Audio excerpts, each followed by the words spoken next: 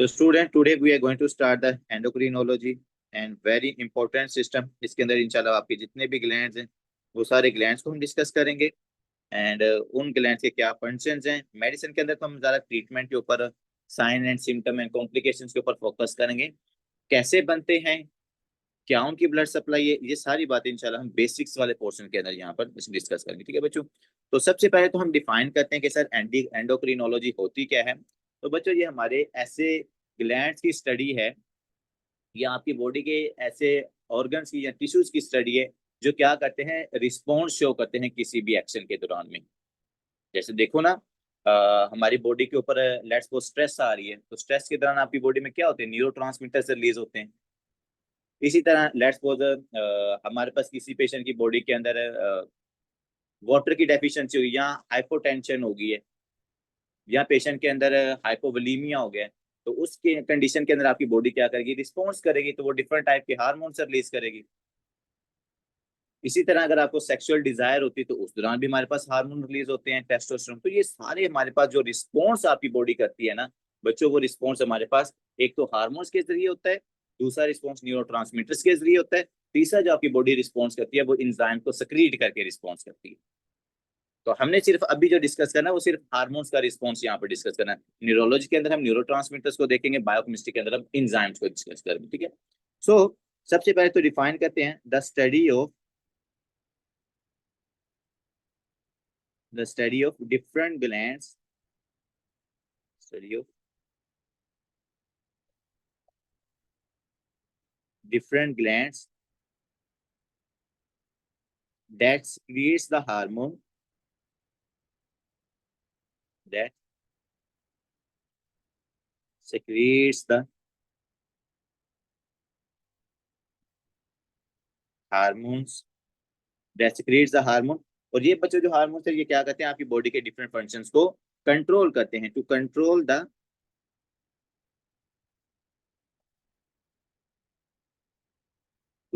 The different functions of your body. हम हर hormones का, हर ग्लैंड्स के जो डिफरेंट फंक्शन इंशाल्लाह उनको आगे जाके डिस्कस भी करेंगे। To control the different functions of your bodies.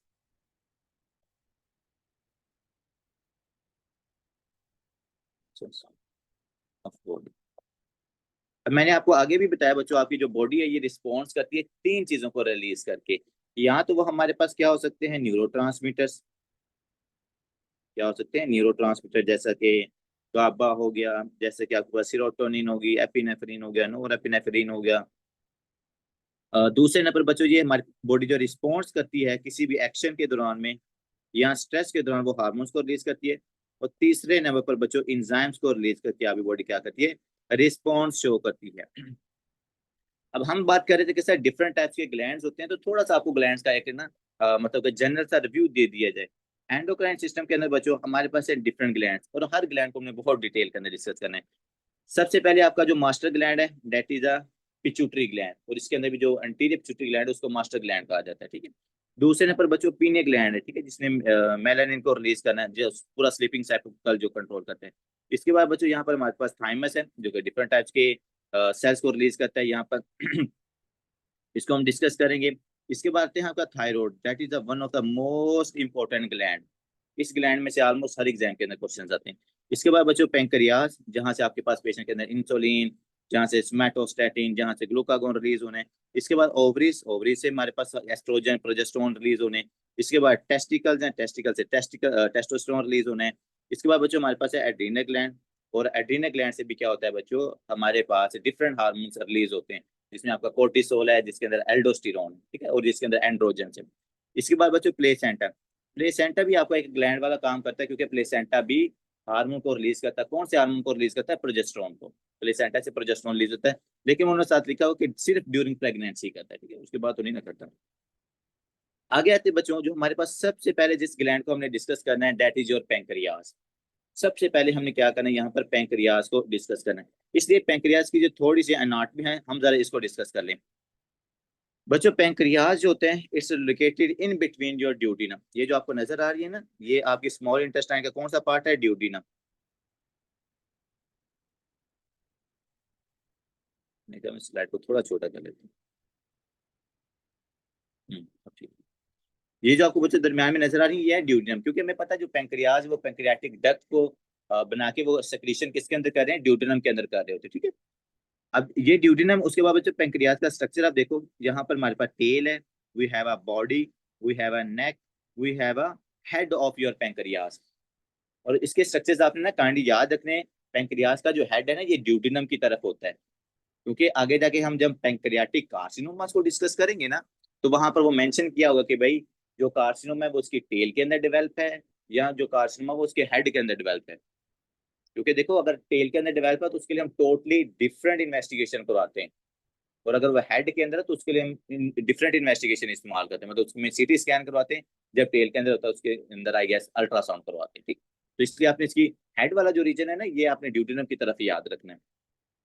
लेकिन बात यहाँ पर भी खत्म नहीं होती, हम क्या करते हैं इसको थोड़ा सा जूम आउट करते हैं और देखते हैं इसके अंदर कितनी टाइप्स के सेल्स होते हैं आपकी पेंक्रियाज के अंदर, ठीक है।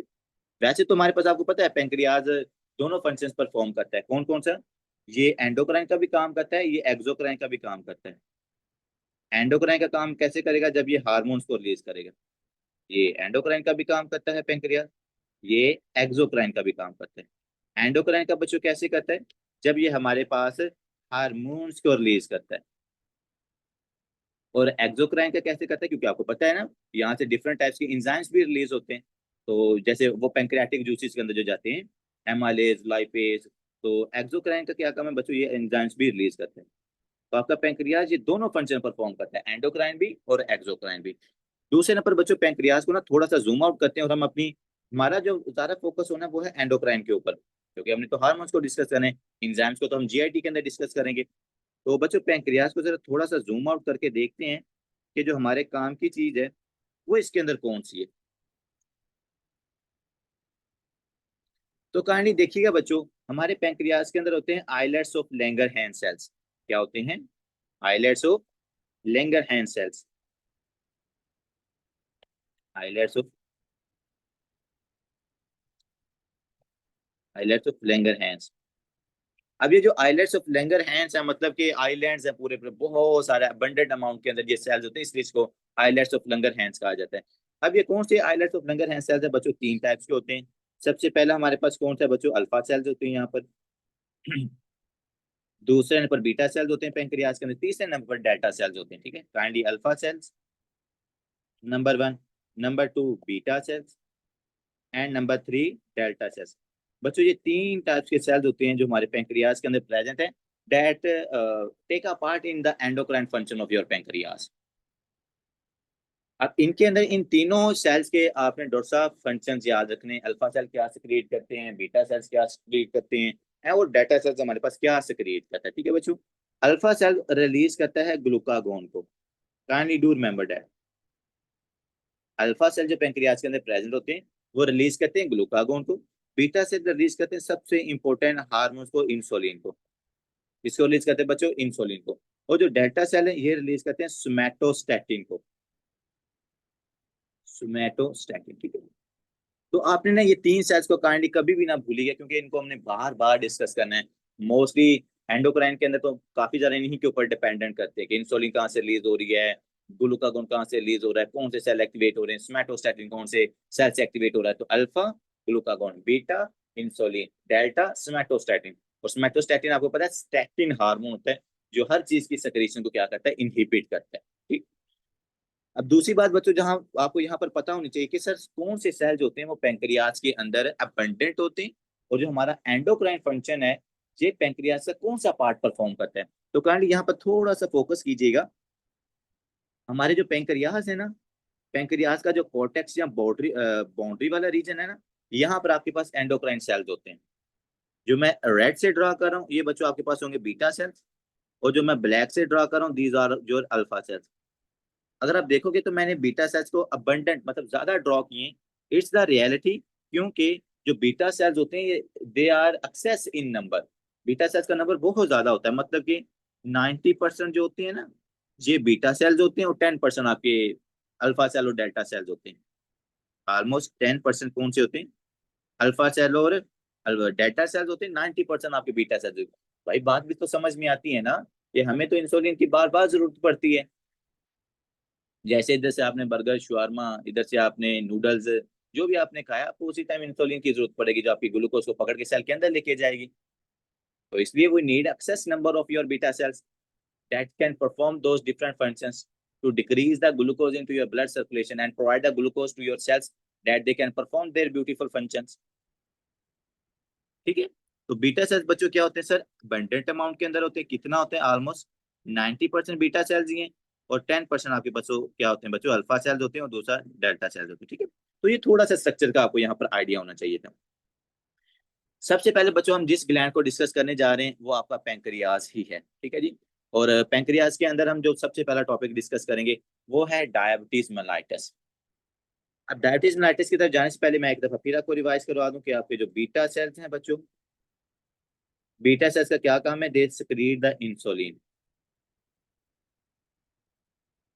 They secrete the insulin. और इंसुलिन का क्या काम होता है, इंसुलिन का बच्चों काम ये होता है कि इसने ब्लड सर्कुलेशन के अंदर ग्लूकोज को कम करना होता है। ब्लड सर्कुलेशन के अंदर पकड़ के, ये मेरे पास सेल है तो इसने यहाँ पर ये ग्लूकोज का मालिक्यूल है, इंसुलिन ने पकड़ना है और इसको कहाँ पर, सेल के अंदर भेजना है। कैसे भेजना है, ये सारी इंशाल्लाह चीजें हम ना बेसिक के अंदर डिस्कस करेंगे कि हमारे पास जो इंसुलिन है ये कैसे बनती है। बीटा सेल से तो बनती है, लेकिन इसका पूरा एक फिनोमिना है कि आपकी जो इंसुलिन है ये किस तरह बन रही होती है। हमारे पास ग्लूकोज इंजेक्ट होती है, वो आगे जाकर एटीपी को बनाती है, कैल्शियम का इन्फ्लक्स होता है, हमारे पास वेजिकल्स जो होती हैं वो मतलब ग्लूकोज इंसुलिन को सेक्रीट कर देती हैं। ठीक है। लेकिन इसको हम डिस्कस करेंगे बेसिक वाले पोर्शन के अंदर। यहाँ पर हमने सिर्फ फंक्शंस को डिस्कस करना है।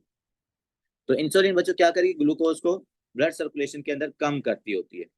अब अगर किसी पेशेंट के अंदर बच्चों इंसुलिन की डेफिशिएंसी है, क्या है, अगर किसी पेशेंट के अंदर इंसुलिन की डेफिशिएंसी है, या किसी पेशेंट के अंदर इंसुलिन अपना फंक्शन परफॉर्म नहीं करी प्रॉपरली, जैसा कि हमने कहा था कि सर जो टाइप 2 डायबिटीज मेलाइटस के पेशेंट होते हैं, they have enough insulin but that insulin is not working properly because the receptors are already occupied by the fat cells।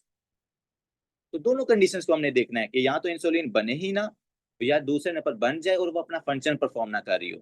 हमने कहा था कि टाइप 1 के अंदर इंसुलिन तो बनती नहीं है ज्यादातर, और जो टाइप 2 है इसके अंदर बनती है लेकिन वो अपना फंक्शन परफॉर्म नहीं कर पाती। तो बट एट द एंड तो यही हुआ ना कि हमारे पास जो हमने ग्लूकोज को कम करना था सर्कुलेशन के अंदर, वो नहीं कम हो रही हमारे पास। ठीक है। तो ये थोड़ा सा आपने यहाँ पर याद रखा। अब आते हैं डायबिटीज मेलाइटस। बच्चों मैं आपको अक्सर एक चीज बताता हूँ कि मेडिकल को आपने सिंपलीफाई करना है।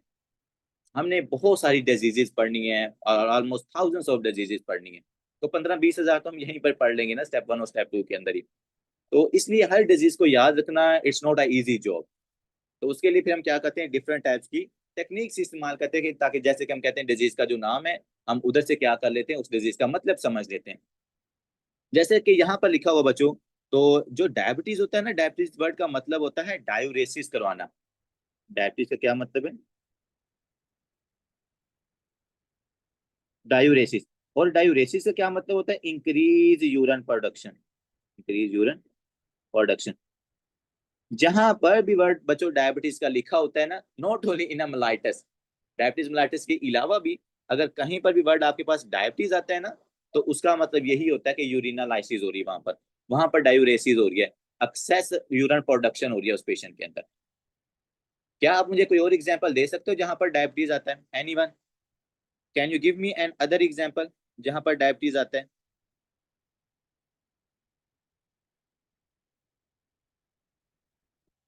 Diabetes insipidus, very good doctor Hanan. और डायबिटीज इंसिपिडस वाला वो भी जो पेशेंट होता है ना, उसके अंदर भी पोलीयूरिया होता है, मतलब उसमें भी डायूरेसिस हो रही है। तो मतलब डायूरेसिस का, डायबिटीज का वर्ड हम यूज इसलिए करते हैं। दूसरी तरफ बच्चों मिलाइटस, मिलाइटस का मतलब होता है स्वीट। और ये स्वीट क्यों हो रहे हैं, because of the increase glucose amount. So if we break down the word of the diabetes mellitus, it means the, ये जो बच्चों आपको यूरिन आ रहा है वो यूरिन स्वीट होगा। बात आप समझ रहे हो। और स्वीट का क्या मतलब है, sweet means there is excess glucose in the blood circulation, and if there is excess glucose in the blood circulation it comes into your urine as well. ये हमने पूरी सैचुरेशन पढ़ी हुई थी वहां पर नेफ्रोलॉजी के अंदर, मैंने आपको बताया था कितनी ग्लूकोज की अमाउंट हो जाएगी, 200 के ऊपर कितनी सैचुरेशन होगी, 375 के ऊपर जाके कंप्लीट सैचुरेशन हो जाती है आपकी नेफ्रॉन की। After that nephron is not able to reabsorb the glucose from your urine nephron, so the glucose comes into your urine. And if the glucose come into your urine, हमें पता है glucose salute है, तो अपने साथ solvent water को भी लेके आती है, इसीलिए जो डायबिटीज मेलाइटिस के पेशेंट होते हैं उनको बार बार यूरिन आता है। समझ रहे हैं? तो डायबिटीज मेलाइटिस में एक्सेस यूरिन प्रोडक्शन और साथ उसके अंदर क्या आ रहा है बच्चों, ग्लूकोज आ रही है। तो दूसरा जो डॉक्टर है ना, आपने बताया ना डायबिटीज इंसिपिडस, डायबिटीज वहां पर भी डायबिटीज का मतलब डायूरेसिस होता है, और इंसिपिडस का मतलब होता है टेस्टलेस यूरिन। आता समझ रहे हो? इंसिपिडस का मतलब होता है टेस्टलेस यूरिन, मलाइटिस का क्या मतलब होता है, टेस्टफुल यूरिन, या मतलब कि स्वेट यूरिन। और हमने पढ़ा था कि डायबिटीज इंसिपिडस के अंदर जो सिर्फ यूरिन आ रहा होता है, एक्सेस यूरिन आ रहा होता है, उसके अंदर ग्लूकोज नहीं होती और वो टेस्टलेस ग्लूकोज होती थी, टेस्टलेस यूरिन होता है। तो बच्चों ये हमारे पास है डायबिटीज मेलाइटिस की जो हमने वर्ड की ब्रेक डाउन की है। अब हमें आई होप सो कि ना इसकी वर्डिंग का तो एटलीस्ट पता चल गया है। आगे आते हैं कि सर डायबिटीज मेलाइटिस को हम चले थोड़ा सा डिफाइन भी कर लेते हैं। एन एक्सेस अमाउंट, वैसे जैसे आगे जाके मैंने क्राइटेरिया को पूरा लिखवाना है कि डायबिटीज मेलाइटिस हमने ऐसे ही डिक्लेयर नहीं कर देना पेशेंट को। An excess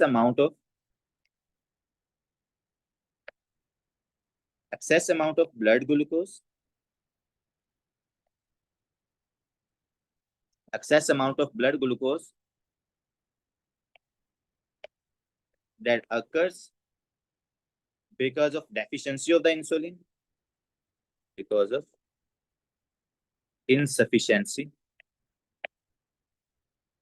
of insulin। तो भाई इंसुलिन की इनसफिशियंसी है, यहाँ तो इंसुलिन है नहीं, अगर है भी तो अपना फंक्शन परफॉर्म नहीं करी, because of insufficiency of insulin. ठीक है,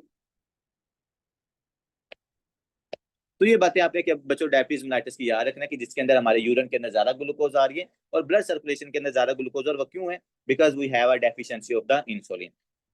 आगे आते बच्चों, हमारे पास डायबिटीज मेलाइटिस की होती है टू टाइप्स। एक हमारे पास डायबिटीज मेलाइटिस टाइप 1 होती है, एक हमारे पास है डायबिटीज मेलाइटिस टाइप 2 होती है। जो डायबिटीज मेलाइटिस टाइप 1 होती है बच्चों, ये हमारे पास होती है यंग पेशेंट्स के अंदर। किन के अंदर होती है बच्चों? यंग पेशेंट्स के अंदर होती है।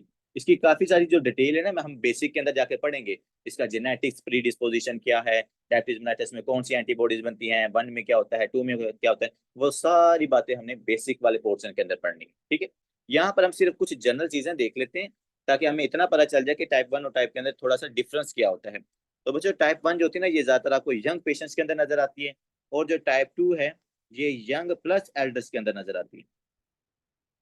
अब काफी सारे बच्चों का कॉन्सेप्ट यही है कि जो टाइप 2 होती है बच्चों, वो हमें मतलब एल्डर लोगों के अंदर नजर आती है। यू आर राइट, ज्यादातर एल्डर लोगों के अंदर ही नजर आती है, लेकिन नजर क्यों आती है ना, आप इसकी तरफ देखो बच्चों।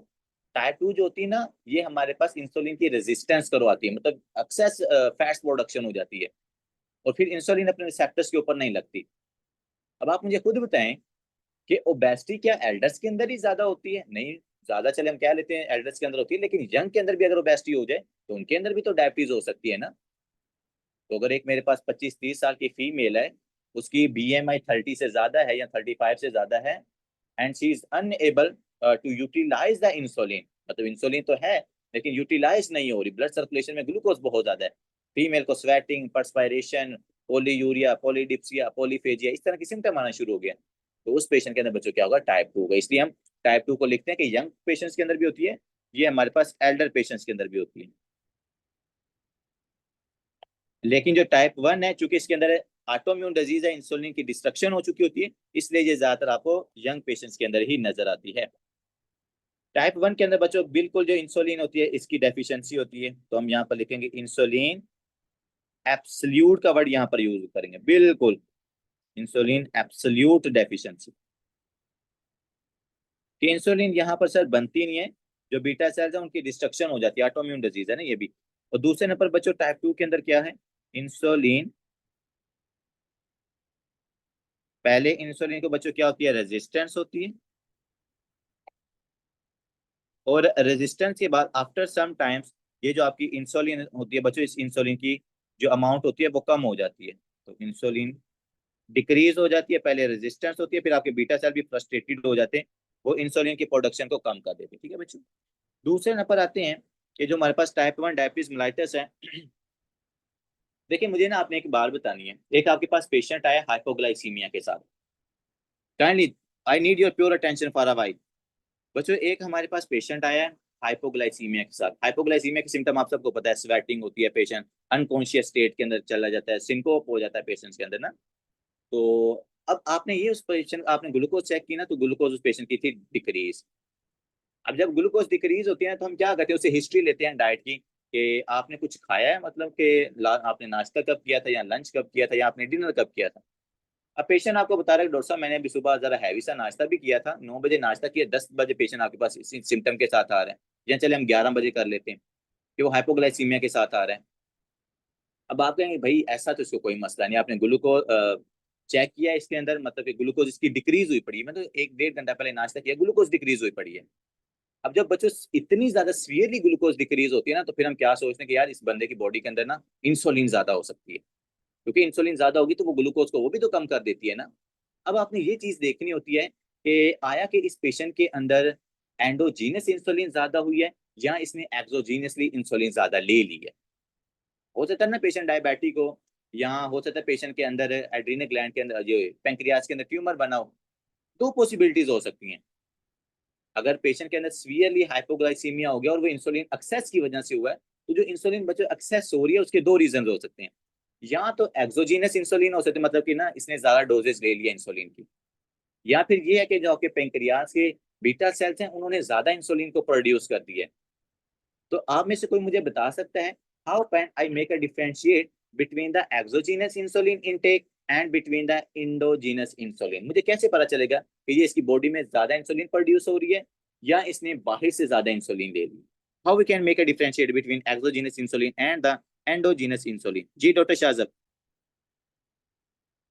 डॉक्टर इफरा, असलान आपने नहीं बताना, doctor रोशैने I guess.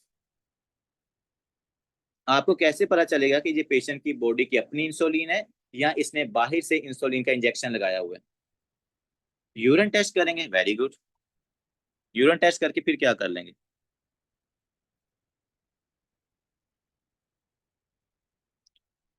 Doctor Nimra you are right. Doctor Nimra ने सही आंसर दिया है कि सर हमारे पास एक फैक्टर होता है जिसको हम कहते हैं सी पेप्टाइड।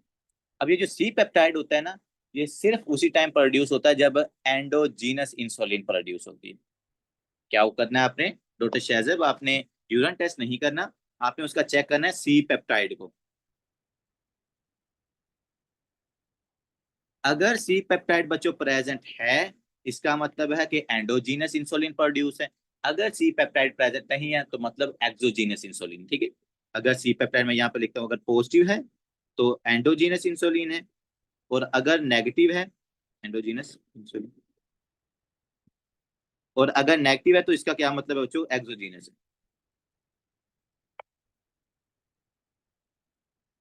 है। एंडोजीनस इंसुलिन, एक्सोजीनस इंसुलिन, ठीक है जी। एक्सोजीनस इंसुलिन जो बाहर से इंजेक्शन लगाते हैं ना बच्चों, उनके अंदर सी पेप्टाइड नहीं होता। सी पेप्टाइड आपके बीटा सेल्स ही प्रोड्यूस करते हैं। तो अगर बीटा सेल्स का एडिनोमा हो जाता है ना, तो वो इंसुलिन के साथ साथ आपके सी पेप्टाइड को भी ज्यादा रिलीज करते हैं। तो इसलिए हमें पता चलता है, सी पेप्टाइड को चेक करके आपको पता चलता है कि इस पेशेंट की बॉडी के अंदर से इंसुलिन ज्यादा प्रोड्यूस है, या ये बंदा बाहर से ज्यादा इंसुलिन दे रहा है, ठीक है। So it's very important concept, you should know that. अगर बच्चों डायबिटीज मेलाइटिस टाइप 1 है तो इसके अंदर तो इंसुलिन प्रोड्यूस ना होती, तो आप मुझे खुद बताएं क्या इसके अंदर सी पेप्टाइड भी प्रोड्यूस होगा, नहीं सर। अगर बीटा सेल इंसुलिन प्रोड्यूस नहीं करे तो सी पेप्टाइड भी कम होता है हमारे पास डायबिटीज मेलाइटिस टाइप 1 के अंदर। लेकिन बच्चों टाइप 2 के अंदर क्या होता है, ये नॉर्मल भी हो सकता है, ये इंक्रीज भी हो सकता है। तो यहाँ पर हम लिखते हैं सी पेप्टाइड, क्योंकि बीटा सेल डिस्ट्रॉय तो नहीं ना होती आपके टाइप 2 के अंदर। तो जो हमारे पास सी पेप्टाइड है बच्चों, ये नॉर्मल भी हो सकता है, या ये हमारे पास इंक्रीज भी हो सकता है, ठीक है। इसके अलावा आते हैं बच्चों, कुछ एक चीज आपने बड़ी इंपॉर्टेंट याद रखनी है। जो हमारे पास टाइप 1 होती है ना, इसकी जेनेटिक प्री डिस्पोजिशन होती है। आपने देखा होगा कि उसके दादा के अंदर प्रेजेंट थी, फिर उसके वालद साहब के अंदर प्रेजेंट है, अब उसके सन के अंदर भी है। टाइप 1 की बात कर रहा हूँ, ठीक है जी। तो type 1 is the genetic pre disposition. यहाँ पे जीन फैमिलीज के अंदर ये वाली टाइप चलती है। टाइप 2 तो हमारे पास ज्यादातर फैमिलीज के अंदर नहीं चलती, क्योंकि आपको पता है कि ये जो हमारे पास होती है ना बाद में अक्वायर्ड भी हो सकती है। जेनेटिक फैक्टर भी होता है, लेकिन ज्यादातर अक्वायर्ड भी बाद में होती है ना, बेस्टिक वजह से भी ये गेन हो जाती है। तो यहाँ पर जेनेटिक प्री डिस्पोजिशन पॉसिबल है,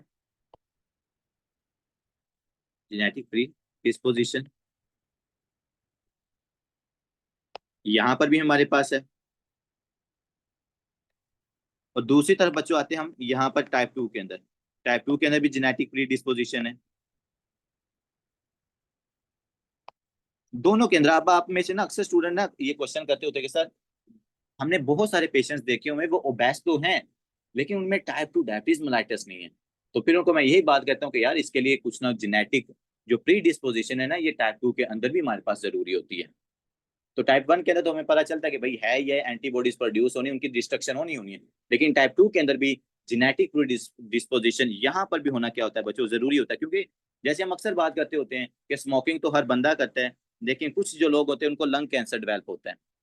तो उनको लंग कैंसर क्यों डेवलप होता है बच्चों, उनकी जेनेटिक प्री डिस्पोजिशन होती है, उनके जीन्स के अंदर ऐसी चेंजेस ऑलरेडी, मतलब कि वो इस रिस्क फैक्टर के ऊपर होते हैं कि भाई तू स्मोकिंग कर, हम चेंज होने के लिए आगे बैठे हुए हैं। लेकिन कुछ जो होते हैं उनके अंदर ऐसी जेनेटिक चेंजेस नहीं होती, इसके लिए हम वर्ड यूज करते हैं जेनेटिक प्री डिस्पोजिशन। बात अब समझे? तो यहाँ पर भी हमारे पास टाइप 2 के अंदर भी जेनेटिक प्री डिस्पोजिशन है कि अगर वो जैसे ही ओबेसिटी गेन करेगा तो उसके अंदर मतलब डायबिटीज मेलाइटस हो सकता है। लेकिन अगर किसी के जीन्स के अंदर ऐसी चेंजेस नहीं है तो वो भाई जितना मर्जी बीएमआई उसका बढ़ जाए, उसमें टाइप 2 का रिस्क जो होता है वो कम होता है। ठीक है, ये बात याद रखिए। आगे आते हैं सर, हमें पता चल गया टाइप 1 के अंदर और टाइप 2 के अंदर। टाइप 1 में इंसुलिन प्रोड्यूस नहीं होती, टाइप 2 के अंदर प्रोड्यूस होती है, लेकिन वो रिसेप्टर के अंदर रेजिस्टेंस होती है, वो इंसुलिन अपने रिसेप्टर्स के ऊपर जाके लग नहीं सकती। टाइप 1 के अंदर सर हमारे पास सी पेप्टाइड डिक्रीज होता है, टाइप 2 के अंदर सी पेप्टाइड क्या होता है बच्चों, आपका इंक्रीज भी हो सकता है, नॉर्मल भी हो सकता है। बाकी इनके और भी काफी सारे डिफरेंशिएटिंग पॉइंट्स हैं, लेकिन हमको हम टाइप 1 के जो बेसिक वाली क्लास है ना उसके अंदर डिस्कस करेंगे, क्योंकि यहाँ पर हमने क्लिनिकल फाइंडिंग्स, कॉम्प्लिकेशन, इन्वेस्टिगेशन, इनके ऊपर ज्यादा टाइम स्पेंड करना है। आगे आते हैं कि सर अगर मेरे पास पेशेंट को डायबिटीज मेलाइटिस का है तो ये पेशेंट के अंदर क्या सिम्टम्स हमें नजर आते हैं। देखो बच्चों, सबसे पहले मेन चीज क्या है, इंक्रीज ग्लूकोज, कि पेशेंट की ब्लड सर्कुलेशन के अंदर क्या है, ग्लूकोज ज्यादा है। अब ग्लूकोज ज्यादा है, आपने एक बात याद रखनी है, ग्लूकोज क्या है, आपका एक सल्यूट है। क्या है, ग्लूकोज एक सल्यूट है। और आपको पता है कि सल्यूट जहां पर भी जाता है वो अपने पीछे सॉल्वेंट को लेके जाता है, ये बात हमेशा याद रखिएगा। अगर सल्यूट आपकी सर्कुलेशन के अंदर है ना तो वो फ्लूइड को अपनी तरफ अट्रैक्ट कर लेता है। अगर आपके पास सल्यूट यूरिन के अंदर जा रहा है तो वो साथ अपने वाटर को भी साथ लेके जाएगा।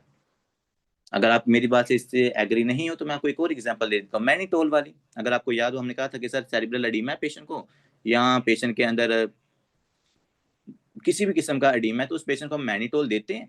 सेरिब्रल एडीमा के लिए ज्यादातर वैसे हम मैनीटोल देते हैं, तो उसको मैनीटोल देंगे। मैनीटोल हमारे पास ऑस्मोटिक एजेंट होता है और सल्यूट होता है, वो क्या करता है, वाटर को अटैच करता है और उस पेशेंट का जो एडीमा होता है वो ठीक हो जाता है। लेकिन वहां पर हमने एक और बात भी की थी, अगर आप सेरिब्रल एडीमा ठीक करो तो उस पेशेंट में पल्मोनी एडीमा का रिस्क क्या होता है, ज्यादा हो जाता है। But that is something different. बात बताने का मकसद ये कि सल्यूट ज्यादा होंगे, जिस एरिया के अंदर सल्यूट ज्यादा होंगे वहां पर फ्लूइड भी ज्यादा होगा। जैसे ग्लूकोज है, सर्कुलेशन में ज्यादा है तो यहाँ पर ब्लड वॉल्यूम बढ़ेगा, इंट्रासेलुलर स्पेसिस से वाटर अटैक होकर यूरिन सर्कुलेशन में आ जाए, ब्लड सर्कुलेशन में आ जाएगा। यही ब्लड जब आपके पास किडनी के अंदर जाएगा, किडनी से जो ग्लूकोज है वो यूरिन में जाएगी। अब ग्लूकोज यूरिन के अंदर जा रही है, सल्यूट है, वो के लिए तो थोड़ा जाएगी, वो साथ अपने एक्सेस अमाउंट ऑफ यूरिन को भी ले जाती है, क्योंकि जहां से रीअब्जॉर्प्शन होनी है ना, रीअब्जॉर्प्शन ये कम कर देती है वाटर की। समझ रहे हैं? तो इंक्रीज ग्लूकोज जो है ना, ये सारे पंगे हमारे पास यही काज करवाती है। सबसे पहले बच्चों हम यहाँ पर बनाते हैं इसका ट्राइएट, जो कि आपको ऑलमोस्ट हर पेशेंट के अंदर नजर आता है, डायबिटीज मेलाइटिस वाले पेशेंट के अंदर। सबसे पहला बच्चों क्या है, पोलीयूरिया। हाँ जी, what is the criteria of the polyuria, doctor Kiran बताएंगी। Doctor Kiran, what is the criteria of polyuria. Polyuria हम कब कहेंगे, क्या इसका क्राइटेरिया होता है, कितनी यूरिन की प्रोडक्शन हो तुम्हारे पास पोलीयूरिया कंसिडर किया जाता है। नहीं पता, चलो कोई मसला नहीं, मैं बता देता हूँ। More than 3 litres. बच्चों अगर 3 लीटर से ज्यादा यूरिन की प्रोडक्शन होती है ना तो उसको पोलीयूरिया कहते हैं।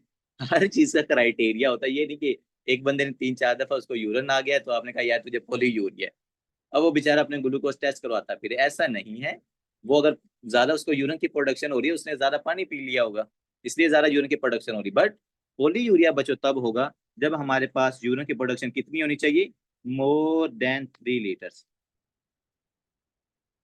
मोर देन 3 लीटर से ज्यादा होगा यूरिन की प्रोडक्शन, तो फिर हम उसको क्या कहते हैं बच्चों, डेट इज अ पोलीयूरिया। ठीक है। नंबर 2 पे आपने याद रखना है पोलीडिप्सिया। पोलीडिप्सिया बच्चों, पोलीडिप्सिया होता है कि अगर आप बार बार आपको थ्रस्ट लगना, बार बार आपको प्यास लगना, जिसको हम कहते हैं पोलीडिप्सिया। अरे इस पेशेंट को आप थ्रस्ट क्यों लग रही है, इसको प्यास क्यों लग रही है, कि देखो ना जब आप अपना सोलवेंट को लॉस करोगे, वाटर को यूरिन के अंदर लॉस करोगे, तो हमारे पास जो ओस्मोलैरिटी होती है ना सर्कुलेशन की, वो ओस्मोलैरिटी बढ़ जाती है।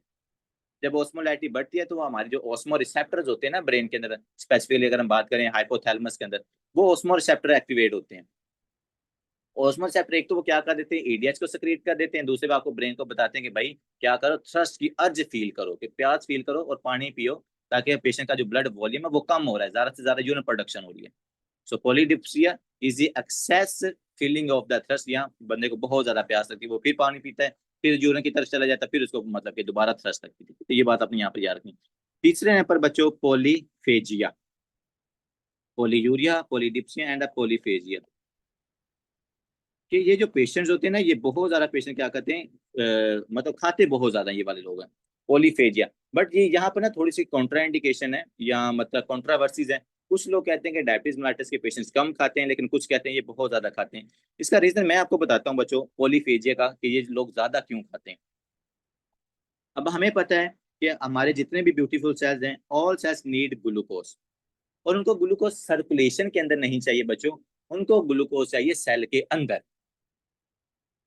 अब अगर एक पेशेंट है उसमें इंसुलिन की डेफिशिएंसी है, अब देखो ना, ये मेरे पास है ब्लड सर्कुलेशन, मैं ड्रॉ कर लेता हूँ। यहाँ पर मेरे पास ये सेल पड़ा हुआ नोटी, और इस सेल को किसकी जरूरत है, इस सेल को ग्लूकोज की जरूरत है, क्योंकि देखो ग्लूकोज आएगी, जब ग्लूकोज आएगी ग्लाइकोलाइसिस होगी, ग्लूकोज की ब्रेकडाउन होगी, हमारे पास पायरोवेट बनेगा, पायरोवेट क्रैब साइकिल में जाएगा, क्रैब साइकिल के अंदर NADPH FADH GTP बनेगा, NADPH FADH GTP को इस्तेमाल करेंगे, उसको हम इलेक्ट्रॉन ट्रांसपोर्ट चेन में लेके जाएंगे, इलेक्ट्रॉन ट्रांसपोर्ट चेन उस ऑक्सीजन को यूटिलाइज करेगी साथ, और हमें ATP बना देगी, और वो ATP आपके सेल्स क्या करते हैं, यूटिलाइज करते हैं। So can you tell me how, glucose का यही तो काम होता है ना, कि ग्लूकोज को बच्चों हम यूटिलाइज करके क्या करते हैं, ATP की प्रोडक्शन करवाते हैं।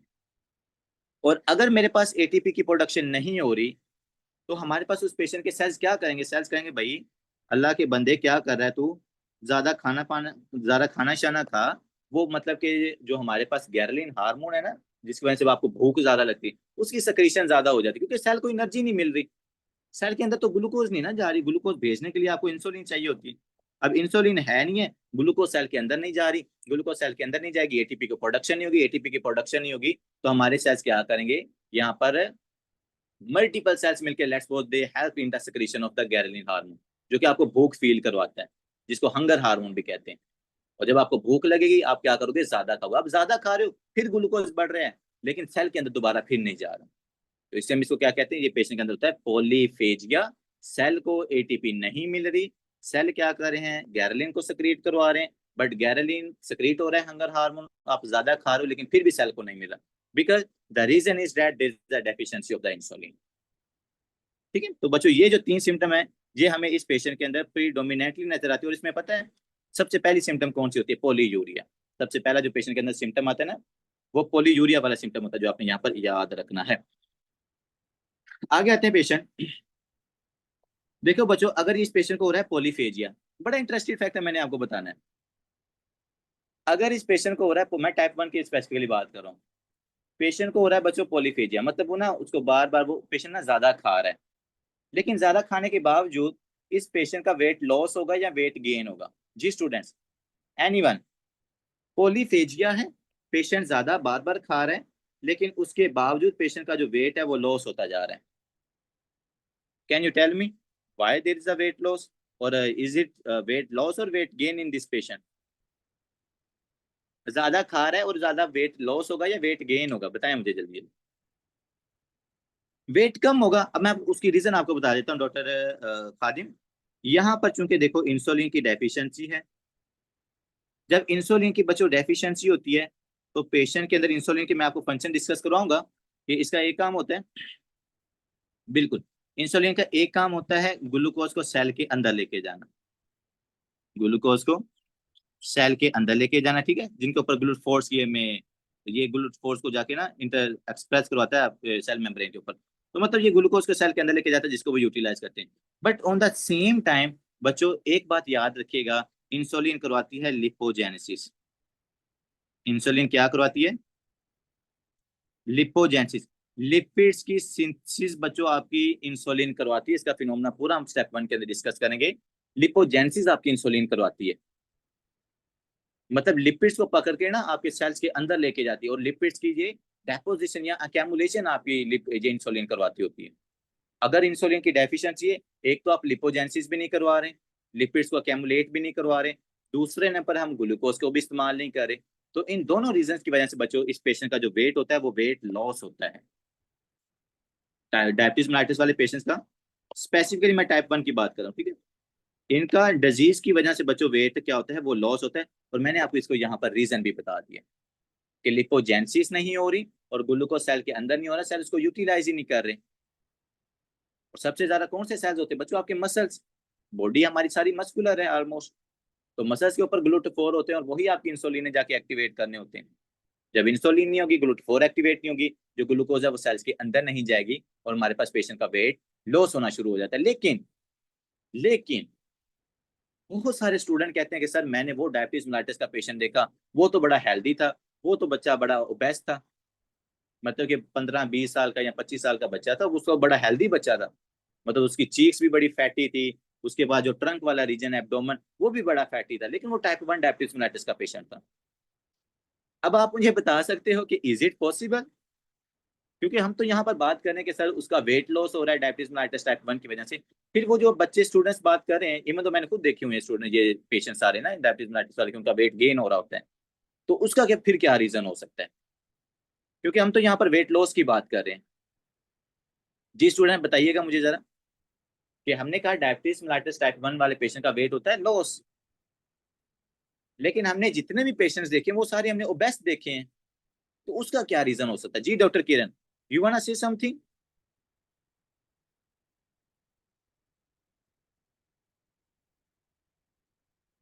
अब आएगा ना मजा एंडोक्राइन को पढ़ने का। Very good doctor Kiran, you are right कि sir wait diabetes mellitus type 1 की वजह से वेट लॉस ही होता है, लेकिन वो बंदा साथ इंसुलिन भी तो ले रहा है ना। और हमने अभी कहा है कि जो अगर वो इंसुलिन लेना शुरू कर देगा तो इंसुलिन तो लिपोजेनेसिस करवाती है, तो लिपोजेनेसिस की वजह से बच्चे उसका बाद में वेट गेन होता है, डिजीज की वजह से उसका वेट लॉस है, थेरेपी की वजह से उसका वेट गेन हो रहा है। I hope so you get my point, ठीक है। तो ये बच्चों बिल्कुल बिल्कुल Yasmin, you are also right. तो ये वाली सिम्टम आपने बच्चों जरूर याद रखनी, पॉलीडिप्सिया, पॉलीफेजिया, बार बार प्यास लग रही है, पेशेंट का वेट लॉस है, थेरेपी के बाद उसका वेट गेन होना शुरू हो जाता है, ये सारी चीजें हमने यहाँ पर याद रखनी है। आगे आते हैं जी टाइप 1 और टाइप 2 के अंदर, कि किसमें सिम्टम का भी हमने थोड़ा सा डिफ्रेंशिएट करना है ना, हर चीज को हमने मेक श्योर करवाना है। बच्चों टाइप 1 वाले पेशेंट के अंदर आपको तीनों पी नजर आएंगे, यहाँ पर तीनों पी नजर आएंगे, यहाँ पर भी आपको तीनों पी नजर आएंगे, polydipsia, polyuria, polyphagia, polydipsia, polyuria, polyphagia, ये दोनों के अंदर सिम्टम आपको नजर आएंगे। लेकिन टाइप 1 के अंदर बच्चों आपको वेट लॉस नजर आता है, यहाँ पर वेट लॉस नजर आता है, और इस पेशेंट के अंदर वेट गेन होता है। आपको पता ही है ना कि ये तो हो ही वेट गेन की वजह से रही है, वेट गेन है यहाँ पर, और इंसुलिन लेगा तो और भी ज्यादा वेट गेन होगा इस पेशेंट का। दूसरे number I want to make sure बच्चों, एक चीज जरूर आपने याद रखनी है, जो कि ना ये यूवर्ट के अंदर एमसीक्यू पूछा गया था, टाइप 1 और टाइप 2 के अंदर दोनों में से जो थ्रस्ट वाली फीलिंग है वो किस पेशेंट को ज्यादा होती है। थ्रस्ट वाली पोलीयूरिया तो ऑलमोस्ट दोनों के अंदर सेम होता है, लेकिन बच्चों जो इंटेंसिटी ऑफ थ्रस्ट होती है ना, ये टाइप 2 के अंदर ज्यादा होती है। Intensity of thrust, intensity of thrust यहाँ पर कम है, बट टाइप 2 के अंदर जो इंटेंसिटी होती है ना, बहुत ज्यादा इस पेशेंट को प्यास लगती है। अब उसके ना एक दो रीजन और भी हैं, क्योंकि एक तो वो पेशेंट फैटी है, तो जो फैटी होते हैं उनको वैसे ही मतलब कि ज्यादा वो वाटर का इंटेक करते हैं। दूसरे नंबर इस पेशेंट को पोलीयूरिया हो रहा है, तो इस वजह से इस बेचारे को ना ज्यादा जो थ्रस्ट की इंटेंसिटी है ना वो फील होती है। सो इंटेंसिटी ऑफ थ्रस्ट यहाँ पर आपको ज्यादा फील होगी टाइप 2 के अंदर, ठीक है। तो ये आपने थोड़ा सा इनके अंदर डिफ्रेंशिएशन को भी मेक श्योर कराना कि आपको इस चीज का पता है। आगे आते हैं बच्चों के सर, पेशेंट के हमें सिम्टम्स का पता चल गया, और जब भी हम सिम्टम को डिस्कस करते हैं आफ्टर दैट हम उस पेशेंट को क्या करते हैं, डायग्नोस करते हैं। तो इस पेशेंट को हमने कैसे डायग्नोस करना है वो उसके सारे हम यहाँ पर ना जो भी आप फास्टिंग टेस्ट करते हो, जो रैंडम ग्लूकोज टेस्ट करते हो, ओरल ग्लूकोज टेस्ट करते हो, वो सारे टेस्ट हम यहाँ पर करेंगे, और पेशेंट को हमने क्या करना है, डायग्नोस करना है, ठीक है बच्चों। सबसे पहले जो टेस्टिंग करवाई जाती है डायग्नोस के लिए वो कौन सी है, that is a serology, that is a serology. Serology क्या होता है सर, सीरोलॉजी होता है जब हम एंटीबॉडीज को चेक करते हैं, किसी भी डिजीज की एंटीबॉडीज हैं, जैसे कि एसएलई के अंदर हम देखते हैं एंटी स्मिथ एंटीबॉडीज होती हैं, वहां पर एंटी न्यूक्लियर एंटीबॉडीज होती हैं, इसी तरह हम जो डिफरेंट आपके पास एंटीफॉस्फोलिपिड एंटीबॉडी सिंड्रोम है, उसके अंदर हम एंटीबॉडीज दे रहे हैं। रिमाटोइड आर्थराइटिस के अंदर एंटी आर ए फैक्टर को हम देख रहे होते हैं। तो डिफरेंट ऑटोइम्यून डिजीजेस के अंदर हम सीरोलॉजी चेक करते हैं, मतलब वहां पर एंटीबॉडी चेक कर रहे होते हैं। जैसे क्रोन डिजीज के अंदर है, सिलिक डिजीज के अंदर है, ठीक। तो इसी तरह जो डायबिटीज मेलाइटिस वाला पेशेंट है बच्चों, यहाँ पर भी आपने सीरोलॉजी पहले करवानी है। सीरोलॉजी क्या है कि जब इसकी हम एंटीबॉडीज देखेंगे, कौन कौन सी एंटीबॉडीज बच्चों आपने देखनी है। सबसे पहले हो सकता है anti insulin, anti anti insulin antibody, ये सर्कुलेशन के अंदर प्रेजेंट हो सकती है, जो कि बड़ी रेयर है, सबसे कम होती है, बट देयर पॉसिबिलिटी। दूसरे नंबर पर बच्चों कौन सी एंटीबॉडी हो सकती है, that is anti glutamic acid D carboxylase antibody. ये बहुत इंपॉर्टेंट है, मतलब इसमें से एमसीक्यू भी आया हुआ है। एंटी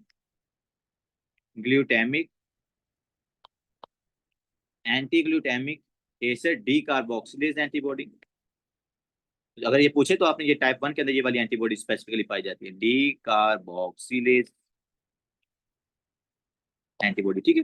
ये आपने बच्चों याद रखना, इसमें से एमसीक्यूज आते हैं, मैं आपको ना यहाँ पर हाईलाइट कर देता हूँ। ये एमसीक्यूज पॉइंट ऑफ व्यू से ये वाली एंटीबॉडी का नाम पूछा जाता है।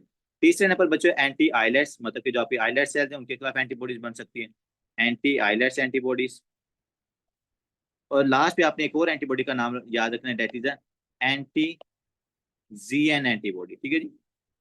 तो ये वाली एंटीबॉडीज जो हमें डायबिटीज मेलाइटिस के पेशेंट्स है बच्चों, उनके अंदर पॉजिटिव मिल सकती है। अब आप लोगों में से जिसने पहले मेडिसिन पढ़ी हुई है उसने मेरे ख्याल में ये anti glutamic acid D carboxylase का नाम पढ़ा होगा। बट बच्चों anti isolate islets of Langerhans, anti insulin और एंटी जिंक, ये एंटीबॉडीज भी लेटेस्ट जो गाइडलाइन है उन्होंने इनको ऐड कर दिया, ठीक है। तो ये सीरोलॉजी के अंदर आपने याद रखना है। अब आते हैं सर, सीरोलॉजी की तो बात चले ठीक है, लेकिन जो सबसे ज्यादा टेस्टिंग की जाती है वो हमारे पास ग्लूकोज टेस्ट किए जाते हैं ज्यादा। कितने हमारे पास बच्चों के टेस्ट होते हैं, 3 टाइप के टेस्ट होते हैं। चले हम यहाँ पर क्लासिफिकेशन कर लेते हैं। दरमियान में हम क्या लिखते हैं, नंबर 2 के ऊपर ग्लूकोज टेस्ट हमने करने हैं, ग्लूकोज टेस्ट।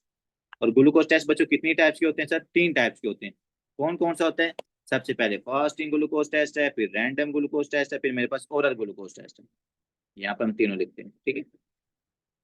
सबसे पहले आप कौन सा टेस्ट करवाना है आपने, फास्टिंग ग्लूकोज, जो कि सबसे ज्यादा रिलायबल होता है, सेंसिटिव भी यही ज्यादा होता है, फास्टिंग ग्लूकोज टेस्ट।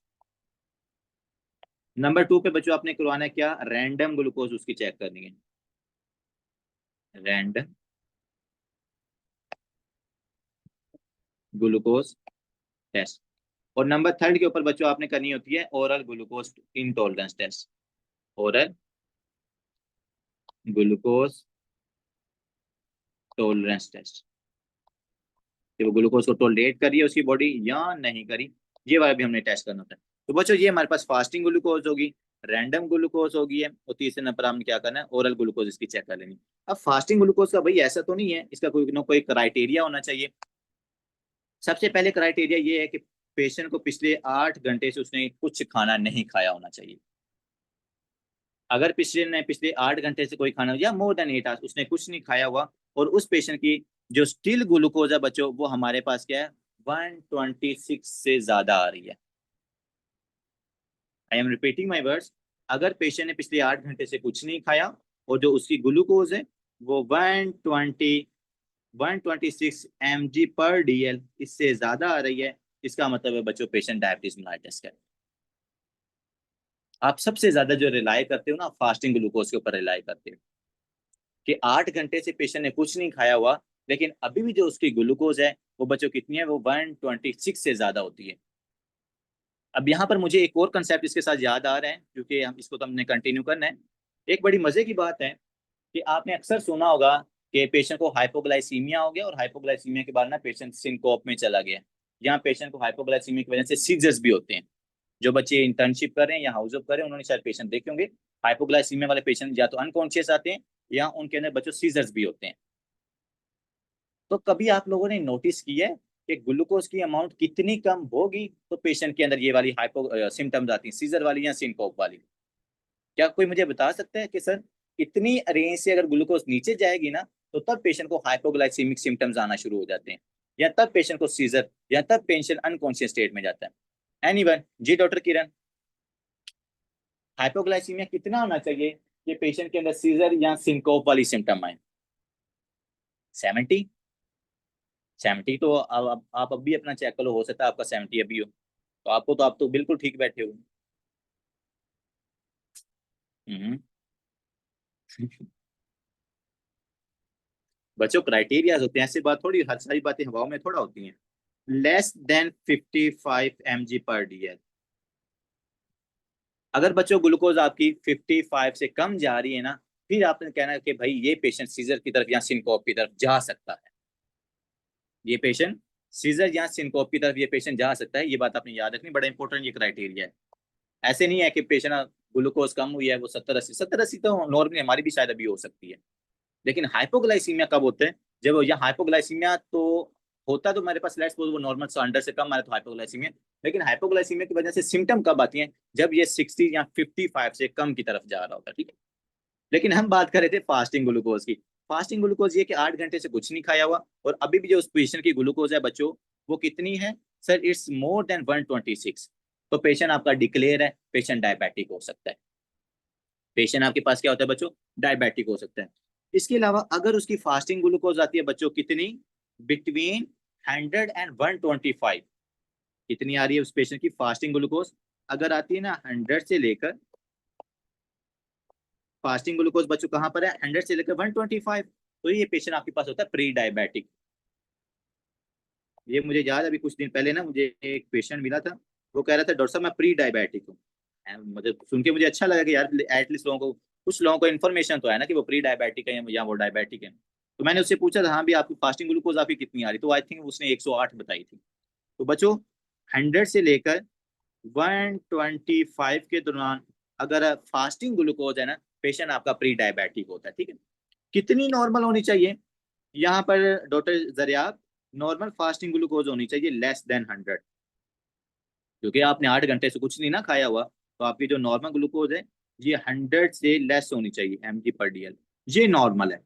फास्टिंग की बात कर रहा हूँ, रैंडम की बात नहीं कर रहा कि 8 घंटे से अगर आप कुछ ना खाओ और आपकी ग्लूकोज अगर 100 से कम है, तो पेशेंट हमारे पास क्या है, नॉर्मल है। 100 से 125 है, प्री डायबिटिक है। 126 से ऊपर गया, पेशेंट आपका डायबिटिक है, ठीक है। I hope so you gate my point. अब आते हैं बच्चों रैंडम ग्लूकोज की तरफ। अगर पेशेंट के अंदर रैंडम ग्लूकोज आ रही है मोर देन 200, मोर देन 200 आ रही है हमारे पास, मोर देन 200।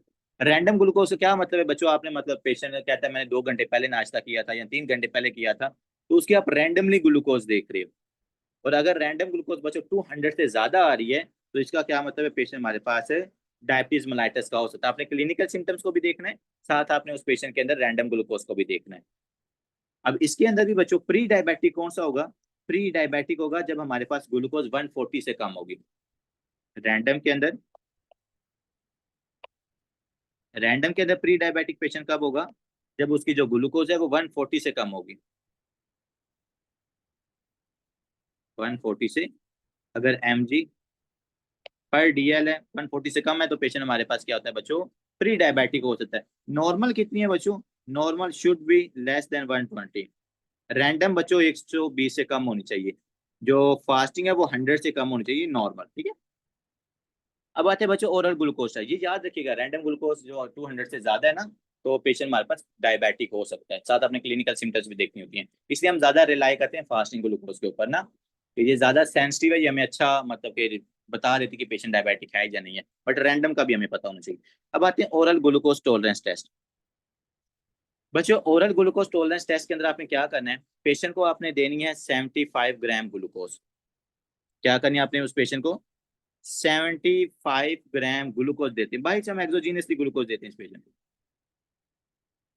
और हम देखते हैं कुछ टाइम के बाद, 1 घंटे बाद, 2 घंटे के बाद, कि इस बंदे की अब ग्लूकोज जो है वो कम हो रही है या नहीं हो रही है। आपने ग्लूकोज दी है, आपने चेक किया कि यार लेट्स मुझे मतलब कि 210 है, फिर आप 1 घंटे के बाद चेक करते हो आफ्टर 1 आवर, अगर वो स्टिल 200 से ऊपर है, पेशेंट आपका डायबिटिक हो सकता है। अगर वो स्टिल 180 से ज्यादा है, तो पेशेंट प्री डायबिटिक हो सकता है। तो आपने 75 ग्राम ग्लूकोज दी आफ्टर 1 आवर, काइंडली देखिएगा 1 घंटे बाद आपने अगर ग्लूकोज चेक की है और वो ग्लूकोज अगर स्टिल 200 से ज्यादा है, पेशेंट आपका डायबिटीज मेलाइटस का है। अगर आपने 1 घंटे के बाद चेक की है ग्लूकोज पेशेंट की जो है वो 180 से ज्यादा है, पेशेंट आपका प्री डायबिटिक है। पेशेंट क्या है? प्री डायबिटिक हमारे पास हो सकता है। तो ये बच्चों 3 टेस्ट हैं, एक तो सीरोलॉजी आपने करवा लेनी है, फास्टिंग ग्लूकोज टेस्ट करवा लेना है, रैंडम ग्लूकोज टेस्ट करवा लेना है, आप ओरल ग्लूकोज टॉलरेंस टेस्ट करवा सकते हो। ठीक है जी। फास्टिंग के अंदर आपको पता है 8 घंटे, अगर 126 से ज्यादा है डायबिटिक है। रैंडम के अंदर 200 से ज्यादा है, रैंडमली आपने मेजर किया है 200 से ज्यादा, 2 से 3 दफा मेजर कर लेते हैं, पेशेंट आपका डायबिटीज मेलाइटिस हो सकता है। ओरल ग्लूकोज टॉलरेंस टेस्ट है, आपने 75 ग्राम एक्सोजीनियसली ग्लूकोज उसको देनी है। उसके बाद आपने 1 घंटे बाद ग्लूकोज देखनी है कि वो सर्कुलेशन के अंदर कम, क्योंकि आप जैसे ग्लूकोज देते हो आपकी सर्कुलेशन में इंसुलिन प्रोड्यूस होती है, उसको कम कर देती है। लेकिन अगर पेशेंट डायबिटिक है, इंसुलिन है ही नहीं है, तो सर्कुलेशन के अंदर स्टिल ग्लूकोज 1 घंटे के बाद भी 200 से ज्यादा रहेगी, तो पेशेंट डायबिटिक है। 180 से ज्यादा लगेगी तो पेशेंट प्री डायबिटिक है। आगे आते हैं कि सर पेशेंट को हमने ट्रीट कैसे करना होता है। जो डायबिटीज मेलाइटिस के पेशेंट हैं, इन पेशेंट्स को हमने ट्रीट कैसे करना है। सबसे पहले तो बच्चों सिंपल सी बात है कि सर जो डायबिटीज मेलाइटिस के पेशेंट्स होते हैं, हमने उनके अंदर करनी होती है इंसुलिन रिप्लेसमेंट थेरेपी। जारी बात है, मेन प्रॉब्लम इनके अंदर क्या है? मेन प्रॉब्लम यही है कि सर इनके अंदर इंसुलिन की डेफिशिएंसी होती है। तो हम देखेंगे पेशेंट हमारे पास टाइप 1 का पेशेंट है या फिर हमारे पास टाइप 2 का पेशेंट है। तो काइंडली देखते हैं, पहले हम टाइप 1 के वाले पेशेंट को ना ट्रीट करते हैं। यहाँ पर डायबिटीज मेलाइटिस टाइप 1, टाइप 1, ठीक है, इसको पहले हम ट्रीट करते हैं। बच्चों डायबिटीज मेलाइटिस टाइप 1 वाले पेशेंट के अंदर मेन प्रॉब्लम क्या है सर? मेन प्रॉब्लम है इंसुलिन की डेफिशिएंसी। और हमारे मेडिसिन का असूल क्या है, जो मैंने आपको डे 1 से सिखाया हुआ है कि बच्चों अगर किसी चीज की डेफिशिएंसी हो जाए तो आपने उस पेशेंट को वो चीज दे देनी है। अगर कोई चीज ज्यादा होगी तो आपने वो चीज निकाल देनी है बॉडी से। जैसे हमने कहा था कि सर हीमोक्रोमाटोसिस है, आयरन ज्यादा है, चिलेटिंग एजेंट दे दो। उसके अंदर अगर आयरन ज्यादा है तो आयरन चिलेटिंग एजेंट दे दो, कैल्शियम ज्यादा है तो कैल्शियम चिलेटिंग एजेंट दे दो, कॉपर ज्यादा है तो भाई कॉपर को निकालो, उसकी एब्जॉर्प्शन कम कर दो। तो जो चीज ज्यादा होती है हम उसको निकालते हैं, जो चीज कम होती है उसको हम रिप्लेस करते हैं, हम एक्सोजीनियसली उस पेशेंट को वो चीज देते हैं। अब यहाँ पर इंसुलिन की डेफिशिएंसी है पेशेंट को, तो आपने क्या करना है? एक्सोजीनियसली इंसुलिन को देना है। क्या करना है? एक्सोजीनियसली आपने इस पेशेंट को क्या करनी है? इंसुलिन रिप्लेसमेंट थेरेपी थेरेपी करनी है, आपने इसको इंसुलिन देनी है। अब इंसुलिन की बच्चों वैसे तो हमने कोई 40 से 50 ड्रग इंसुलिन की जो डिफरेंट है ना, short acting, rapid acting, regular, उसके बाद ओरली इंटेक, आईवी इंटेक, वो सारी कुछ 40-50 ड्रग्स हमने पढ़नी है, आपकी बेसिक वाले सेशन के अंदर है। लेकिन मैं ना आपको यहाँ पर कुछ लिखवा देता हूँ कि आपने अगर हमें रैपिडली जरूरत पड़ती है वो कौन कौन सी आपने ड्रग देनी है। अगर आपने थोड़ी देर के लिए हम इंसुलिन चाहते हैं, वो उसके अंदर आपने कौन सी देनी है। तो 3-4 के हमने यहाँ पर नाम लिख लेते हैं। अगर आपने लॉन्ग टर्म देनी है इंसुलिन तो वो कौन सी देनी होती है। ये इंसुलिन की डिफरेंट फॉर्म्स ही हैं। सबसे पहले बच्चों आपके पास होती है रैपिड इंसुलिन। रैपिड इंसुलिन, अब पता है रैपिड इंसुलिन हम किनको दे रहे होते हैं ज्यादातर? जिन लोगों के अंदर ना एपिसोडिक हाइपरग्लाइसीमिया होता है। जिन लोगों के अंदर एपिसोडिक हाइपरग्लाइसीमिया होता है, मतलब देखो पेशेंट आपको कहता है डॉक्टर साहब मैं जब खाना खाता हूँ ना तो उसके बाद मेरी ग्लूकोज बढ़ जाती है। ये इसको हम कहते हैं पोस्ट प्रेंडल हाइपरग्लाइसीमिया, कि खाना खाने के बाद इंसुलिन जो सी ग्लूकोज है ना वो बढ़ जाती है। मतलब नॉर्मली तो सबकी बढ़ती है लेकिन उसकी उस पेशेंट की ज्यादा इंक्रीज हो जाती है। तो पोस्ट प्रेंडल हाइपरग्लाइसीमिया के लिए बच्चों हम क्या करते हैं? रैपिड इंसुलिन देते हैं। रैपिड इंसुलिन कौन कौन सी बच्चों इसके अंदर हमारे पास आती है? लीरोग्लूटाइड और ग्लूटीसिन। यहाँ पे आप लिख लो, लिस्प्रो लिख लो, यहाँ पर आप ग्लूटी ग्लूटीसिन लिख लो। ठीक है, लैक के नाम से हमने ये निमोनिक याद किया था। तो अगर पेशेंट के अंदर पोस्ट प्रेंडियल मतलब कि खाना खाने के बाद उसकी ग्लूकोज बढ़ रही है तो उसको बच्चों रैपिड इंसुलिन देते हैं। यहाँ पर मैं लिख भी देता हूँ पोस्ट प्रेंडियल, ये एमसीक्यू बहुत दफा पूछा गया है। पोस्ट प्रेंडियल हाइपरग्लाइसीमिया में कौन सी इंसुलिन की टाइप आपने देनी है? तो वो आपने रैपिड एक्टिंग जिसका नाम है लिस्प्रो और ग्लूटीसिन ये वाली देनी है पोस्ट प्रेंडियल हाइपरग्लाइसीमिया।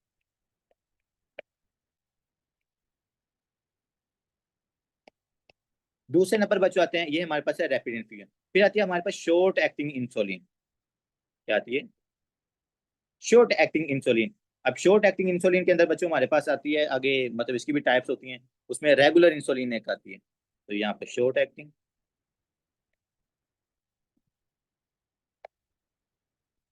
और शॉर्ट एक्टिंग के अंदर कौन सी है? रेगुलर इंसुलिन है, जो आप ज्यादातर इस्तेमाल करते हैं ये रेगुलर इंसुलिन ही होती है। Regular insulin. जिसके अंदर हम चाहते हैं कि कुछ 4 से 5 घंटे पेशेंट की जो ग्लूकोज है ना वो हमारे पास डिक्रीज है, ठीक है।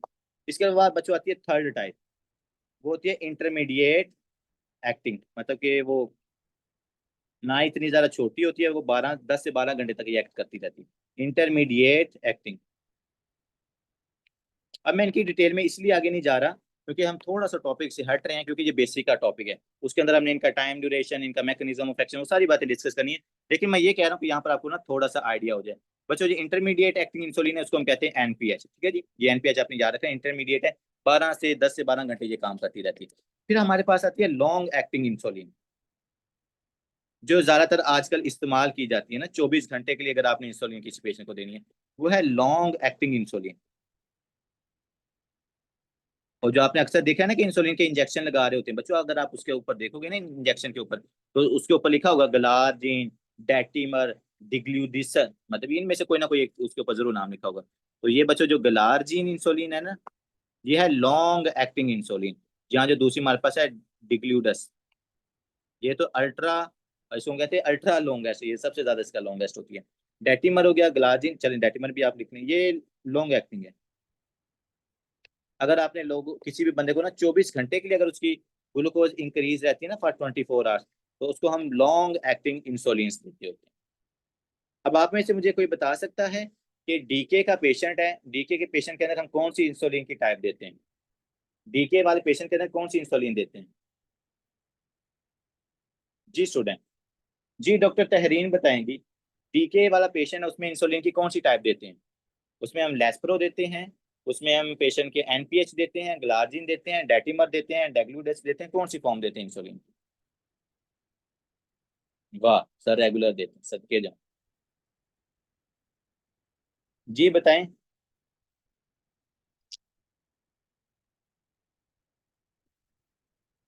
डीके का पेशेंट, डायबिटिक कीटोएसिडोसिस, बड़े पेशेंट आते हैं आपके हॉस्पिटल के अंदर। और रैपिड नहीं मेरे भाई, रैपिड तो 1-2 घंटे के लिए काम करती है, वो पोस्ट पेरेंटल वाले पेशेंट में हम देते हैं, जिसको खाना खाने के बाद जिसकी थोड़ी देर के लिए ग्लूकोज बढ़ती है ना, उसको हम ये लिस्प्रो या ग्लूलिसिन देते हैं, जो कि रैपिड एक्टिंग है। लॉन्ग देंगे फिर, लॉन्ग भी नहीं देते लॉन्ग भी नहीं देते इसके अंदर, शॉर्ट भी नहीं देते शॉर्ट की कौन सी फॉर्म देंगे ना, ये बताओ आप। सो बच्चों, आंसर ये है कि डीके वाले पेशेंट के अंदर आप अभी अपनी फर्स्ट ईयर की बुक खोलो, वहां पर पहली लाइन के अंदर लिखा हुआ है डीके वाले पेशेंट के अंदर आपने रेगुलर इंसुलिन देनी होती है। डॉक्टर यास्मीन से कह रही हूँ, मैं वो इसलिए कह रहा था कि मुझे पता था अगर उसने बता दिया ना तो सारे नीचे रेगुलर ही लिखेंगे।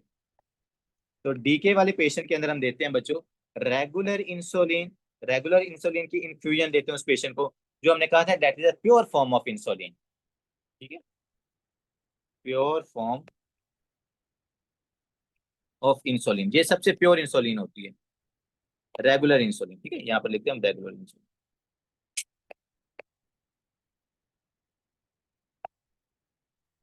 तो ये चीज आपने यहाँ पर याद रखनी है, ये एमसीक्यू है, बड़ी दफा ये वाला एमसीक्यू भी पूछा गया अब बच्चों दूसरी तरफ ये हो गया टाइप 1 का ट्रीटमेंट, अब आते हैं हम टाइप 2 के ट्रीटमेंट की तरफ। डायबिटीज mellitus टाइप 2 का पेशेंट, हाँ जी। अब इस पेशेंट के अंदर सबसे पहले आपने क्या काम करना है? सर रिस्क फैक्टर को तो रिमूव करो ना, पेशेंट के अंदर ओबेसिटी है, इस पेशेंट के अंदर हमने ओबेसिटी को कम करना है, इसकी बीएमआई को हमने डिक्रीज करना है, बीएमआई को डिक्रीज तो नहीं करना है, मैं यहाँ पे वर्ड लिखता हूँ, बीएमआई को आपने नॉर्मल करना है, ठीक है जी। इस पेशेंट को सबसे पहले भाई टाइप 2 वाले पेशेंट में आपने वेट लॉस करना है, पेशेंट का वेट कम करवाना है, kindly do remember that. Weight कम करवाने के बाद इसके लिए जो हम ड्रग इस्तेमाल करते हैं टाइप 2 के लिए, वो कौन सी है? That is a metformin.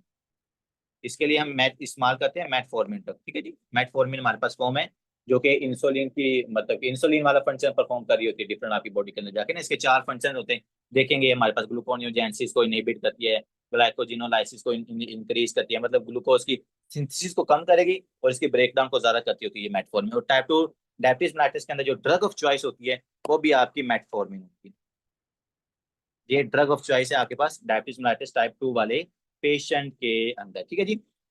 आगे आते हैं बच्चों, हमारा हमें कैसे पता चलेगा कि सर जो पेशेंट्स हैं उनके ऊपर जो हम थेरेपी कर रहे हैं इंसुलिन या मेटफॉर्मिन, कि वो पेशेंट की बॉडी के ऊपर वो थेरेपी काम कर रही है या नहीं कर रही?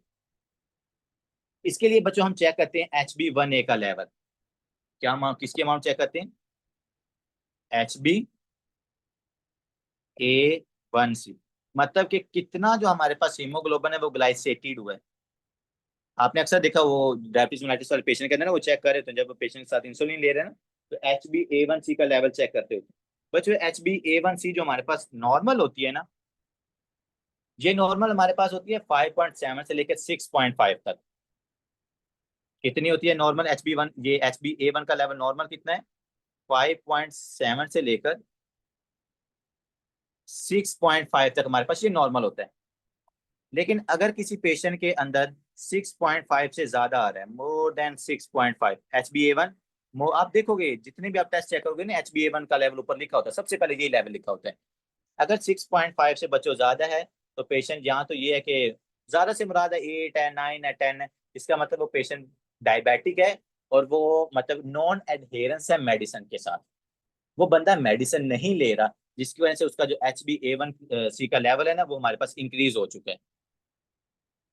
बात आप समझिए, वो 7.5 से ऊपर हो, वो 8 हो, वो 9 हो, तो पेशेंट नॉन एडहेरेंस होता है, मतलब इसकी जो ग्लूकोज है वो प्योरली मतलब पुअरली कंट्रोल है, ग्लूकोज को जो पेशेंट कंट्रोल नहीं कर रहा। अगर वो 6.5 से कम है, इसका मतलब भाई पेशेंट बिल्कुल ठीक इंसुलिन ले रहा है और एंटी डायबिटिक ड्रग्स का इस्तेमाल सही कर रहा है। ठीक है, ये बात आपने यहाँ पर याद रखनी है, इट्स वेरी इंपॉर्टेंट। HbA1c का लेवल बार बार बच्चों चेक किया जाता है। तो यहाँ पर हमारा जो डायबिटीज मेलाइटिस का टॉपिक है ये हाफ होता है। आगे हम इसकी चेक करते हैं कि जो सबसे ज्यादा इंपॉर्टेंट इसका पार्ट है वो इसकी है कॉम्प्लिकेशंस। डायबिटीज मेलाइटिस वाले पोर्शन से बच्चों सबसे ज्यादा इसकी कॉम्प्लिकेशंस के बारे में पूछा जाता है, इसलिए हम इसकी कॉम्प्लिकेशन को क्या करते हैं यहाँ पर डिटेल्ड के अंदर डिस्कस करते हैं। आपने डायबिटिक फुट देखा होगा, आपने गैस्ट्रोपैरेसिस देखी होगी, आपने डायबिटिक नेफ्रोपैथी देखी होगी, आपने इन्फेक्शंस देखे होंगे, आपने पेशेंट में MI, स्कीमिक स्ट्रोक, रेटिनोपैथी, कैटरेक्स, ये सारी कॉम्प्लिकेशन डायबिटीज मेलाइटिस वाले पेशेंट्स के अंदर कॉमनली होती हैं। इसलिए बच्चों इसका हम स्टार्ट करते हैं कॉम्प्लिकेशन को, और कॉम्प्लिकेशन को याद रखना, ये पहली कॉम्प्लिकेशन है जिसको हमने निमोनिक से याद रखना है, because they are very important. क्या निमोनिक है बच्चों? जो आपकी स्टेप 2 CK की बुक ने भी लिखा हुआ है, डेट इज द नाइफ। अब आप इसको नाइफ पढ़ना है, नाइफ पढ़ना है, जो भी पढ़ना है भाई, लेकिन ये वाला निमोनिक का जो आपने याद रखना है, सबसे पहले बच्चों के है, तो के से आपने याद रखना पेशेंट में होती है, मतलब किडनी इन्वॉल्व होती है यहाँ पर। डायबिटीज मेलाइटिस वाले पेशेंट के अंदर अगर आप ग्लूकोज को सही से कंट्रोल नहीं करोगे तो कॉम्प्लिकेशंस आएंगी। जैसे हम उसमें हाइपरटेंशन में भी कहते हैं ना, कि अगर आप हाइपरटेंशन को सही से कंट्रोल नहीं करोगे तो हाइपरटेंसिव सिम्टम्स आएंगी पेशेंट के अंदर। तो कोई मुझे बता सकता है हाइपरटेंशन की क्या कॉम्प्लिकेशंस होती हैं? That we have already discussed.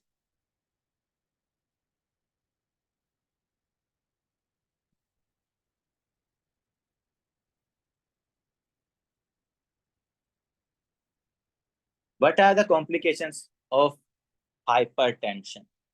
अगर आपने हाइपरटेंशन को कंट्रोल ना किया तो क्या कॉम्प्लिकेशन पेशेंट के अंदर हो सकती है? डी जी doctor Roshaney, doctor Nimra, Moon, hypertension को आप कंट्रोल नहीं करें, एंटी हाइपरटेंसिव ड्रग्स आप नहीं ले रहे, क्या कॉम्प्लिकेशन आ सकती है पेशेंट के अंदर?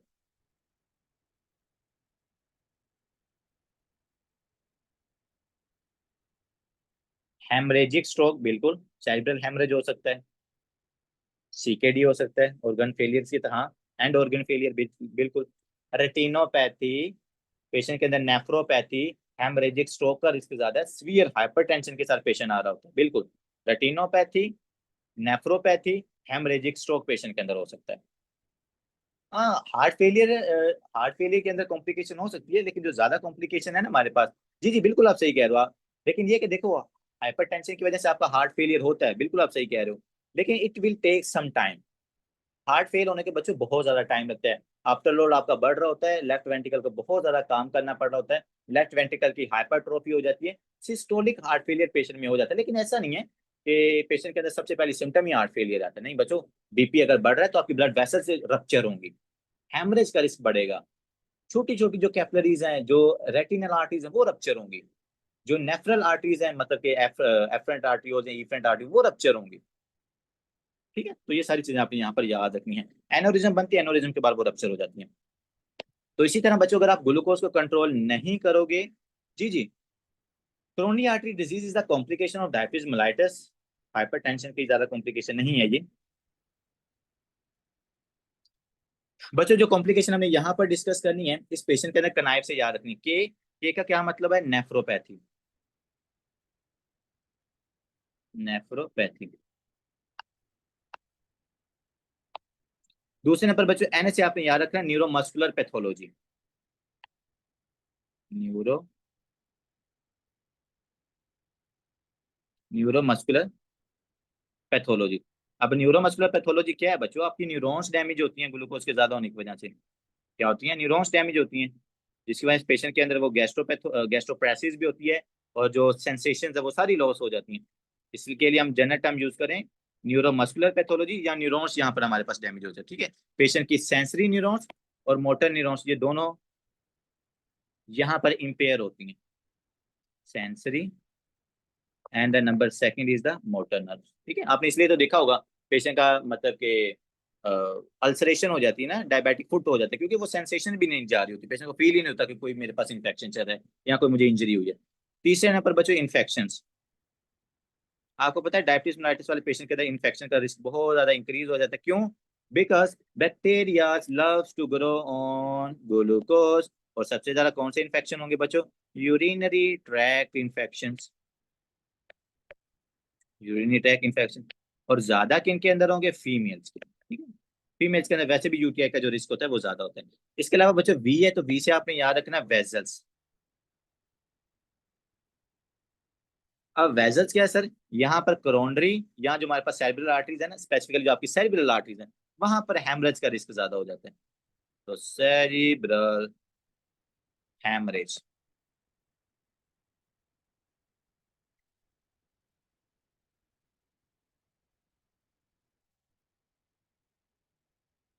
Cerebral and the chronic arteries involvement. आपको पता है ना, यहाँ पर अगर पेशेंट के अंदर डायबिटीज मेलाइटिस का पेशेंट है, ग्लूकोज ज्यादा है, नॉन एंजाइमेटिक ग्लाइकोसाइलेशन होती है, अथीरोसाइक्लिरोसिस का रिस्क ज्यादा होता है। और अगर अथीरोसाइक्लिरोसिस का रिस्क ज्यादा होगा तो पेशेंट के अंदर एमआई। अब यहाँ पर देखिएगा डॉक्टर रोशैन कि यहाँ पर जो डायबिटीज मेलाइटिस के पेशेंट होते हैं ना, इनके अंदर अथीरोसाइक्लिरोसिस का रिस्क ज्यादा होता है। मतलब ना, यहाँ पर प्लैक्स बना शुरू हो जाते हैं जगह जहां पर ग्लूकोज इकट्ठा हो गया ना। तो जब अथीरोसाइक्लिरोसिस का रिस्क ज्यादा होता है ना, तो पेशेंट हमारे पास किसके साथ आता है, एमआई के साथ, जिसको हम क्रोनिक आर्टरी डिजीज कहते हैं। और दूसरे नंबर पेशेंट हमारे पास इस्केमिक स्ट्रोक के साथ आते हैं। ठीक है, तो डायबिटीज मेलाइटिस की ज्यादा कॉम्प्लिकेशन है पेशेंट एमआई के साथ और इस्केमिक स्ट्रोक के साथ आता है, क्योंकि एथेरोस्क्लेरोसिस का रिस्क यहाँ पर ज्यादा हो जाता है। लास्ट बट नॉट लीस्ट बच्चों ई से याद रखना अपने आईज। तो ये जो नशीली आंखें हैं, इनके अंदर क्या है, रेटिनोपैथी का रिस्क ज्यादा है। रेटिनोपैथी का जो रिस्क है वो यहाँ पर ज्यादा हो जाता है। ठीक है, तो ये आपने केनाइव के नाम से इसकी कॉम्प्लिकेशन को याद रखना है। और अब हम आते हैं एक एक को इंडिविजुअली डिस्कस करते हैं। सबसे पहले बच्चों diabetic foot ulceration, can you see here, can you see here, आपने विजुलाइज भी करना है ना कि अगर कोई मेरे पास पेशेंट आ जाता है उस डिजीज के साथ, तो हम इंशाल्लाह यहाँ पर थोरेटिकली हम क्लिनिकली अपने पॉइंट्स को डिस्कस करेंगे। मैं इसलिए तो आपको अक्सर सीटी स्कैन हो गए, एमआरआई हो गया, ईसीजी हो गया, चेस्ट एक्सरेज हो गए, पेशेंट के अंदर जो आपको नजर कैसा आता है, मैं आप एक चीज के ऊपर हमेशा एक चीज कहता हूँ कि बच्चों आप अपनी विजुलाइजेशन अच्छी करो, कि पेशेंट आप देखो, उसी टाइम आप इंटरप्रीट करो कि इस पेशेंट में ये हो सकता है, या अगर अच्छा यार ये बना हुआ है तो इसके अंदर ये डायबिटिक फुट भी तो हो सकता है, अल्सरेशन भी तो हो सकती है। तो अपनी विजुलाइजेशन को बहुत अच्छी करो। इसका फायदा पता क्या होता है, कुछ जो स्टूडेंट्स होते हैं ना वो किताबी कीड़े तो बहुत होते हैं, मतलब उनको चीजों का सारा पता होता है, ये डायबिटिक अल्सरेशन होती है, गैस्ट्रोप्रेसिस होती है, ये मतलब पेशेंट में ये सिम्टम्स आती हैं। लेकिन जो वो पेशेंट उनकी ना विजुलाइजेशन अच्छी नहीं होती, क्योंकि अभी उन्होंने कभी कोशिश नहीं की होती कि भाई जो जो मैं चीजें पढ़ रहा हूँ मैं इनको एक्चुअली में देखूँ तो सही है, पेशेंट मुझे कैसे नजर आता है। तो मैंने आपको यही बताया था कि एंडोक्राइन के अंदर इंशाल्लाह हम अपनी जो ये विजुअलाइजेशन है ना, जो पेशेंट को देख के ऑब्जर्व करना है, और हम अपना वैसे ही पेशेंट को देख के हम डायग्नोज ज्यादा बना लेते हैं।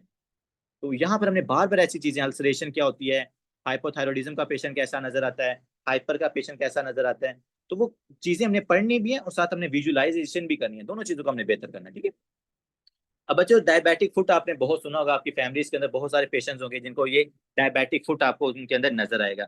अब डायबिटिक फुट अल्सरेशन अगर आप यहाँ पर देखोगे ना, तो ये देखो ये नेक्रोसिस होना शुरू होगी यहाँ पर। और ये जो नेक्रोसिस हो रही बच्चों, इसका रीजन क्या होता है, डायबिटीज मेलाइटिस वाले पेशेंट के अंदर फुट अल्सरेशन क्यों होती है बच्चों, इसकी होती है हमारे पास तीन रीजंस। सबसे पहला रीजन होता है हमारे पास न्यूरोजेनिक एबनॉर्मेलिटी। सबसे पहला रीजन क्या है, न्यूरोजेनिक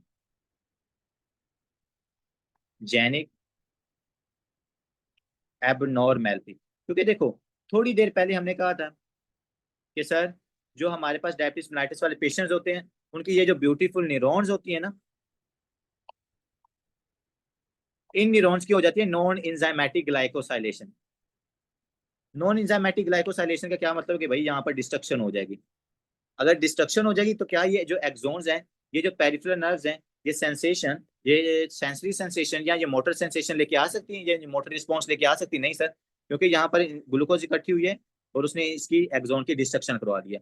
तो सबसे पहला न्यूरोजेनिक एबनॉर्मेलिटी होती है, क्योंकि न्यूरॉन्स डैमेज हो रही है। वो न्यूरॉन्स आपके पास बच्चों सेंसेशन नहीं लेके जा रही होती, कि हल्का सी भी अगर कोई आपके पास कोई नीडल पिंच हुई है या कोई चीज लगी है ना, छोटी सी माइनर सा ट्रियर हुआ है या माइनर सा ब्रूजिंग हुई है, आपको फील ही नहीं हो रही, और आप क्या कर रहे हो, कंटिन्यूसली चलते जा रहे हो, तो वो बच्चों फिर क्या होगा, आहिस्ता आहिस्ता वो चीजें बढ़ती जाएगी, वहां पर इन्फेक्शन होना शुरू हो जाएगा।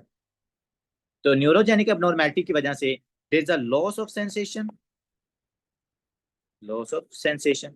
और अगर बच्चों सेंसेशन लॉस है तो आपको पता ही नहीं चलेगा कि भाई मेरे पास कोई पेन हो रही है, कोई नीचे कोई इंजरी हो रही है मेरे फुट के अंदर। ये एक रीजन हो गया। दूसरे नंबर पर बच्चों जो रीजन हमारे पास, that is a decrease blood supply, कि इस एरिया के अंदर जो ब्लड सप्लाई है बच्चों वो भी हमारे पास क्या होगी है, कम होगी। वो क्यों कम हो रही है? क्योंकि यहाँ पर हो रही है एथीरोसेक्लेरोसिस। क्योंकि जो पेशेंट हमारे पास डायबिटीज मेलाइटिस के होते हैं उनके अंदर एथीरोसेक्लेरोसिस का रिस्क ज्यादा होता है। एथीरोसेक्लेरोसिस का रिस्क ज्यादा है जी, मेरे पास एथीरोमा बन के, अगर ये एथीरोमा बनेगा it will decrease the blood supply to the respective tissues. तो यहाँ पर अगर ब्लड सप्लाई कम होगी बच्चों, फिर भी आपको पता है नेक्रोसिस का रिस्क बढ़ जाता है, इसीलिए यहाँ पर डिस्ट्रक्शन हो रही है आपकी टिश्यूज की। तो दूसरा हम लिखते हैं डिक्रीज, डिक्रीज ब्लड सप्लाई। ठीक है बच्चों। अब तीसरे नंबर पर यहाँ पर जो इन्फेक्शन है, इंक्रीज इन्फेक्शन, क्योंकि आपको सेंसेशन ही नहीं हो रही, अल्सर बन चुका है और उसके ऊपर इन्फेक्शन हो गया, और यहाँ पर इसकी क्या होगी, इन्फेक्शन, इन्फेक्शन की वजह से इसकी डिस्ट्रक्शन हो रही है। चौथे नंबर पर जो आपने लिखना है, इस पेशेंट के अंदर होती है फुट डिफॉर्मिटी।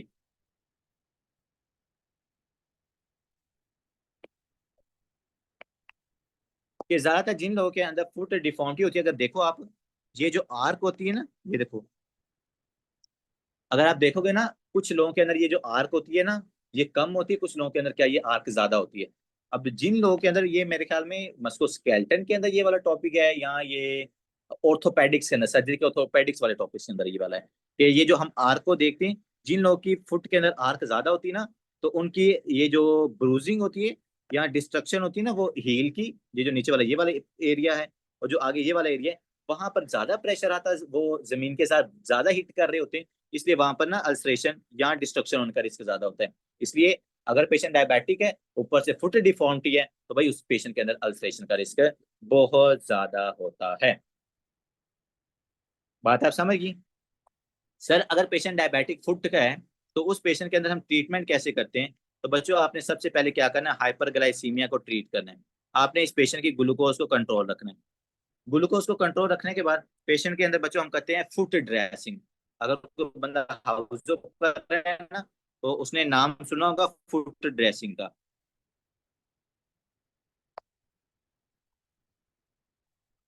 तो इन लोगों के अंदर हम प्रॉपर क्या करते हैं, फुट ड्रेसिंग करते हैं, ताकि मजीद इसके अंदर इन्फेक्शन ना हो, मजीद इसके अंदर ना डिस्ट्रक्शन ना हो जाए। तो ये डायबिटिक फुट अल्सर के आज आपने चार रीजन याद रखने हैं। न्यूरॉन्स डैमेज है, ब्लड सर्कुलेशन कम हो गया है, रिकरेंट इन्फेक्शन हो रहा है, और अगर ऊपर से फुट डिफॉर्मिटी है तो पेशेंट के अंदर बहुत ज्यादा अल्सरेशन होगी, डायबिटीज मेलिटिस वाले पेशेंट के अंदर।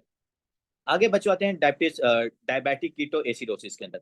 बच्चों डायबिटिक कीटो एसिडोसिस हमारे पास क्या है, it's the complication of your type one और टाइप टू। चलो मुझे आप बताएं, डीके किसकी कॉम्प्लिकेशन है, टाइप वन की है या टाइप टू की है? यार हैंड्स के ऊपर इतना प्रेशर जनरेट नहीं होता डॉक्टर जरिया, फुट के ऊपर देखो ना। अब आप अपने हाथ जमीन के ऊपर रख के चलते हो या पाँव को चलते हो, ज्यादा इंजरी कहाँ पर होती है, पाँव के ऊपर हिट हो रही होती है ना चीजें। ये तो नहीं कि हम हाथ नीचे रख के हाथों के जरिए चल रहे हैं ताकि हमारे पास इंजरी हो हाथ के ऊपर।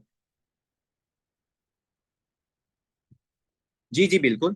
टाइप वन डायबिटीज मेलाइटिस वाले पेशेंट के अंदर बच्चों जो कॉम्प्लिकेशन होती है वो है डीके, डायबिटिक कीटोएसिडोसिस। पूरा टॉपिक है इंशाल्लाह, वहां पर हम डिस्कस करेंगे। बट बात बताने का मकसद ये है कि डीके आपको होता क्यों है, decrease insulin, diabetes mellitus type one वाले पेशेंट में, और इस पेशेंट के ऊपर जब स्ट्रेस आती है, मतलब जब इसको इन्फेक्शन होता है ना डायबिटीज मेलाइटिस टाइप 1 वाले पेशेंट के अंदर, तब उस पेशेंट की बॉडी के अंदर क्या होते हैं, कीटोन्स की फॉर्मेशन ज्यादा हो जाती है। डायबिटिक कीटोएसिडोसिस वाले पेशेंट के अंदर बच्चों कीटोन्स की क्या होती है, प्रोडक्शन ज्यादा होती है। क्या आप में से मुझे कोई कीटोन्स के नाम बता सकता है, अगर किसी को याद हो तो? कौन कौन से कीटोन्स यहाँ पर होते हैं?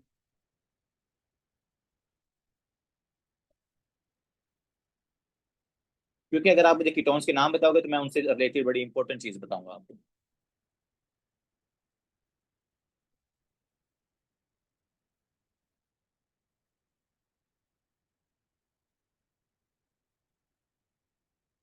हाँ जी।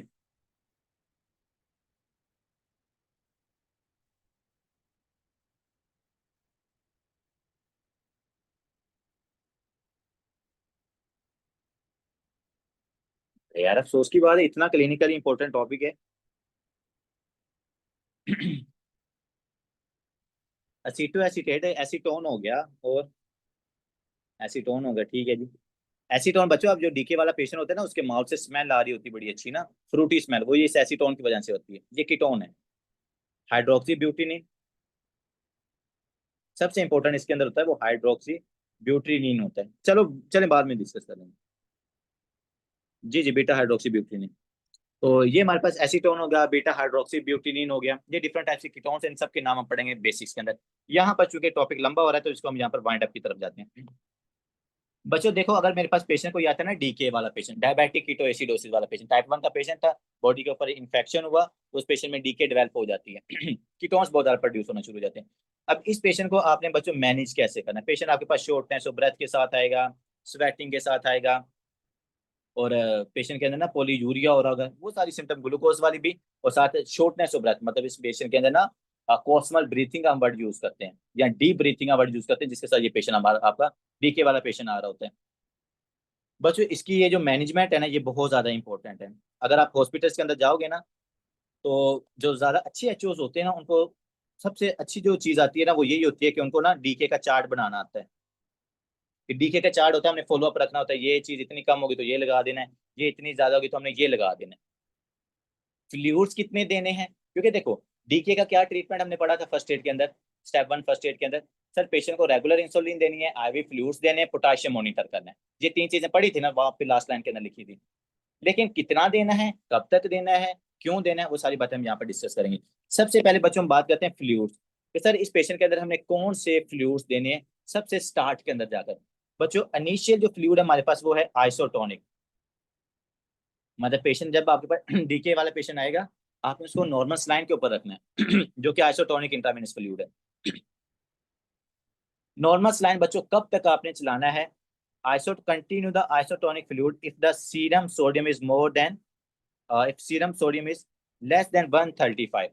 मतलब कि जब तक सोडियम 135 से ऊपर नहीं जाती, एनएस के ऊपर रखना। क्योंकि हमें पता है नॉर्मल सोडियम क्या होती है, 135 से लेकर 145। तो अगर उस पेशेंट की सोडियम 135 से कम है, तो आपने उस पेशेंट के अंदर बच्चों को कंटिन्यू रखना है, उसको नॉर्मल सलाइन आपने देते रहना है उस पेशेंट के अंदर, ठीक है। लेकिन अगर पेशेंट के अंदर आपने नॉर्मल सलाइन दिया, जाहिर बात है नॉर्मल सलाइन के अंदर सोडियम होता है ना, तो ये सोडियम को इंक्रीज करेगा। जैसे ही हमारे पास जो सोडियम है वो 135 क्रॉस कर गई, आपने उसका इलेक्ट्रोलाइट्स करवाए, सोडियम कंटिन्यूसली मॉनिटर कर रहे होते हैं डीके वाले पेशेंट के अंदर। जैसे 135 से सोडियम ऊपर गया, आपने क्या करना है, switch to half normal saline. पहले फुल नॉर्मल स्लाइन चल रहा था, अब आपने हाफ नॉर्मल स्लाइन के ऊपर डाल देना उस पेशेंट के अंदर, जब 135 क्रॉस कर जाएगा, ठीक है। इसके साथ आपने इस पेशेंट में ऐड कर देना बच्चों डेक्सट्रोज। जब सीरम ग्लूकोज हमारे पास क्या लेस देन 200 से कम होगा, जैसे 200 से ग्लूकोज कम होगा ना, क्योंकि आप रेगुलर इंसुलिन पेशेंट को चला रहे होते हो, तो पेशेंट की जो ग्लूकोज है वो कम हो रही होती है। तो जैसे 200 से कम होगा, आपने उस पेशेंट के अंदर डेक्सट्रोज ऐड कर देना, आपने बाहर से उसको ग्लूकोज देना शुरू कर देना। तो कौन कौन से बच्चे फ्लूइड्स देने आएगा पेशेंट? सबसे पहले एनएस। कब तक देना है? जब तक सोडियम 135 क्रॉस नहीं करता।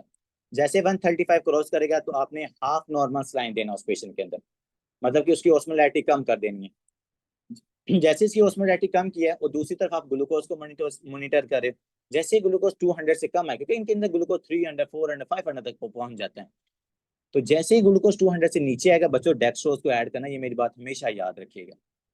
डीके वाले पेशेंट के अंदर रेगुलर इंसुलिन देने के बाद ग्लूकोज कम होता है, और आपने उसके अंदर डेक्सट्रोज कब ऐड करना है, जब 200 से कम होता है। ये सारे क्वेश्चन आपसे वो मतलब पीजीज या जो मतलब एचओडी होंगे ना, वो आपसे पूछते होते हैं, क्योंकि डीके की मॉनिटरिंग बहुत ज्यादा इंपॉर्टेंट। ये बच्चों फ्लूइड हो गया, एनएस, हाफ एनएस, और add dextrose when glucose is less then 200। आगे बच्चों इंसुलिन हमने देनी है, reduce the insulin infusion when the serum glucose is 200।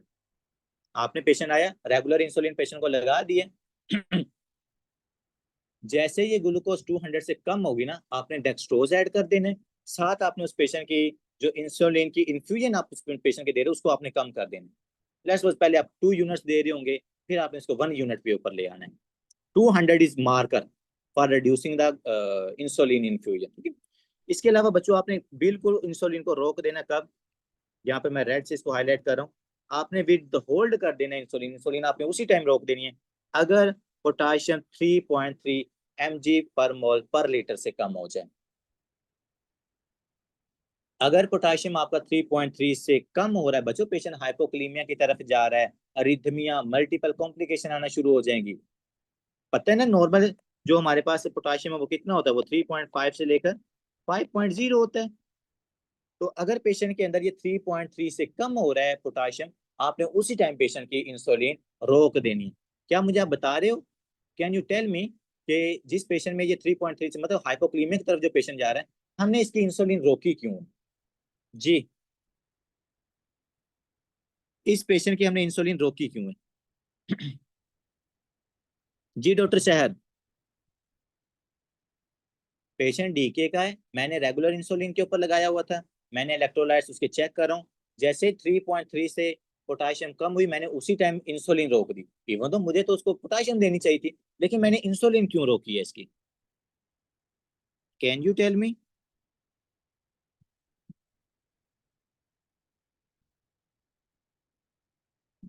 मुझे लगता है आज आप रिस्पायरेटरी में तो बड़े एक्टिव थे, लेकिन आजकल आप बिल्कुल भी चुप है, कोई आंसर ही नहीं दे रहा। यार देखो, मैंने आपको कितनी दफा बताया हुआ है कि जो पोटाशियम है वो इंसुलिन को दे के डर जाती है या वो सेल के अंदर छुप जाती है। हमने कहा था कि इंसुलिन अगर आप दोगे तो इंसुलिन क्या करती है, ये पोटाशियम को पकड़ के सेल के अंदर फेंकती होती है, पोटाशियम को पकड़ के सेल के अंदर इंसुलिन फेंकती है। तो अगर मैंने इंसुलिन कंटिन्यू रखा तो ये क्या करेगी, कंटिन्यूसली पोटाशियम को कम करती रहेगी, ब्लड सर्कुलेशन के अंदर आपका पोटाशियम कम हो जाएगा। तो इसलिए मैंने इंसुलिन रोक दी उस पेशेंट की, ताकि पोटाशियम जो है ना वो सर्कुलेशन के अंदर आए, वो सेल के अंदर ना जाए ज्यादा, पेशेंट को हाइपोकलीमिया ना हो जाए। तो इसलिए आपने उसकी इंसुलिन की इन्फ्यूजन को रोका था, समझे। दूसरे नंबर पर, जब पेशेंट के अंदर बच्चों स्टार्ट के अंदर हम रेगुलर इंसुलिन देते हैं, फिर हम उसको स्विच कर देते हैं कि इसके ऊपर सबक्यूटेनियस इंसुलिन, मतलब कि जैसे डीके की सिम्टम ठीक हुई है ना, शॉर्टनेस ऑफ ब्रेथ, पर्सपायरेशन है, ये सारी सिम्टम ठीक हुई है डीके की, आपने इंसुलिन को स्विच कर देना रेगुलर इंसुलिन, मतलब आप आईवी फॉर्म में दे रहे थे ना, अब आपने उसको स्विच कर देना सबक्यूटेनियसली देनी।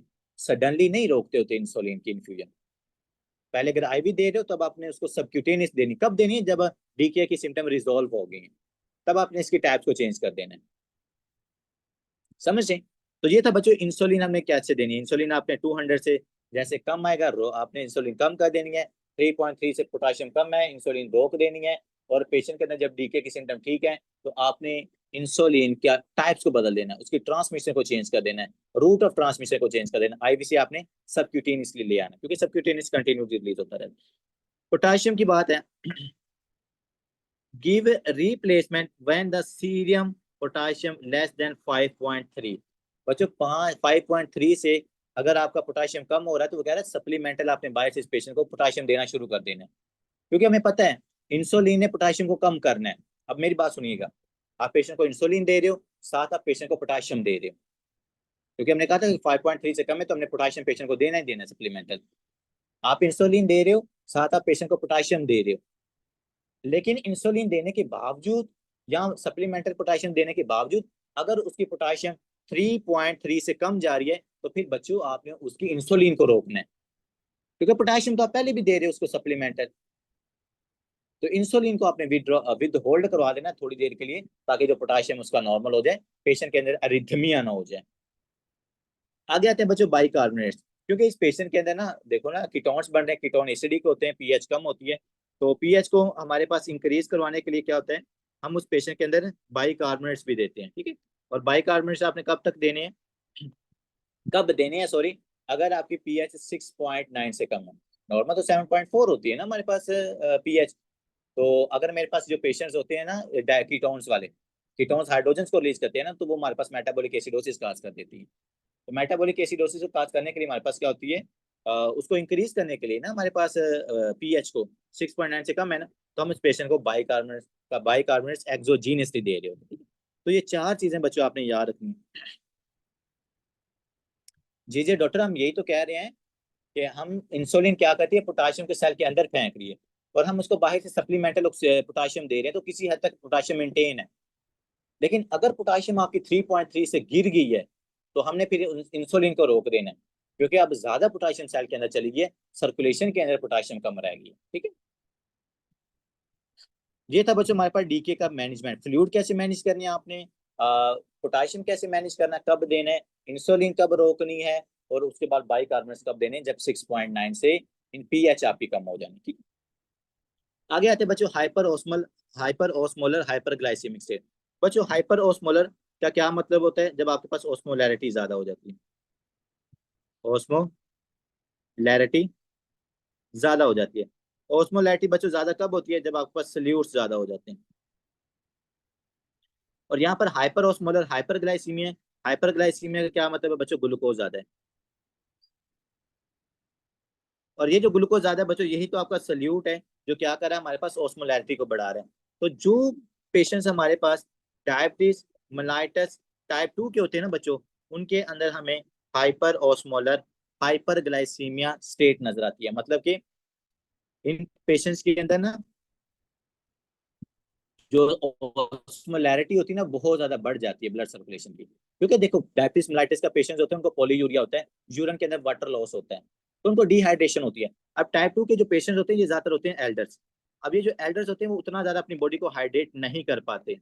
जब वो हाइड्रेट नहीं कर पाते, तो बच्चों ऑस्मोलैरिटी बढ़ जाती है इन पेशेंट्स के अंदर। जब ऑस्मोलैरिटी बढ़ेगी, तो इन पेशेंट्स के अंदर हमें मल्टीपल न्यूरोलॉजिकल सिम्टम नजर आना शुरू हो जाती है, जैसा कि कन्फ्यूजन, जैसा कि सीजर।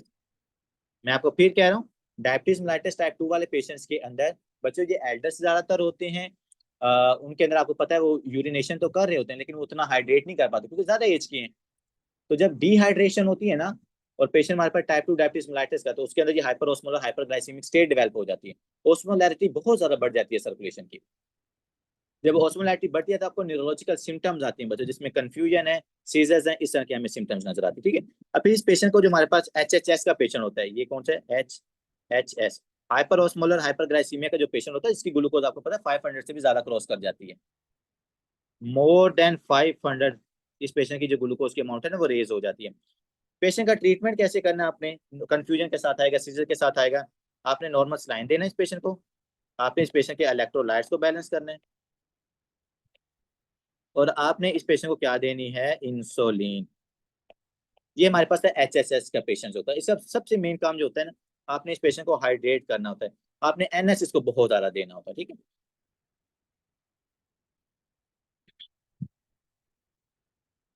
तो बच्चों यहाँ पर हम आज का टॉपिक वाइंड अप करते हैं, क्योंकि ऑलमोस्ट मेरे ख्याल में 1.5 घंटे का लेक्चर हो गया। बाकी जो इसकी कॉम्प्लिकेशंस हैं, वो हम नेक्स्ट लेक्चर के अंदर कंटिन्यू रखेंगे। बाकी इंशाल्लाह आपको मिलते हैं नेक्स्ट लेक्चर के अंदर। कोई आपका क्वेश्चन है तो आप पूछ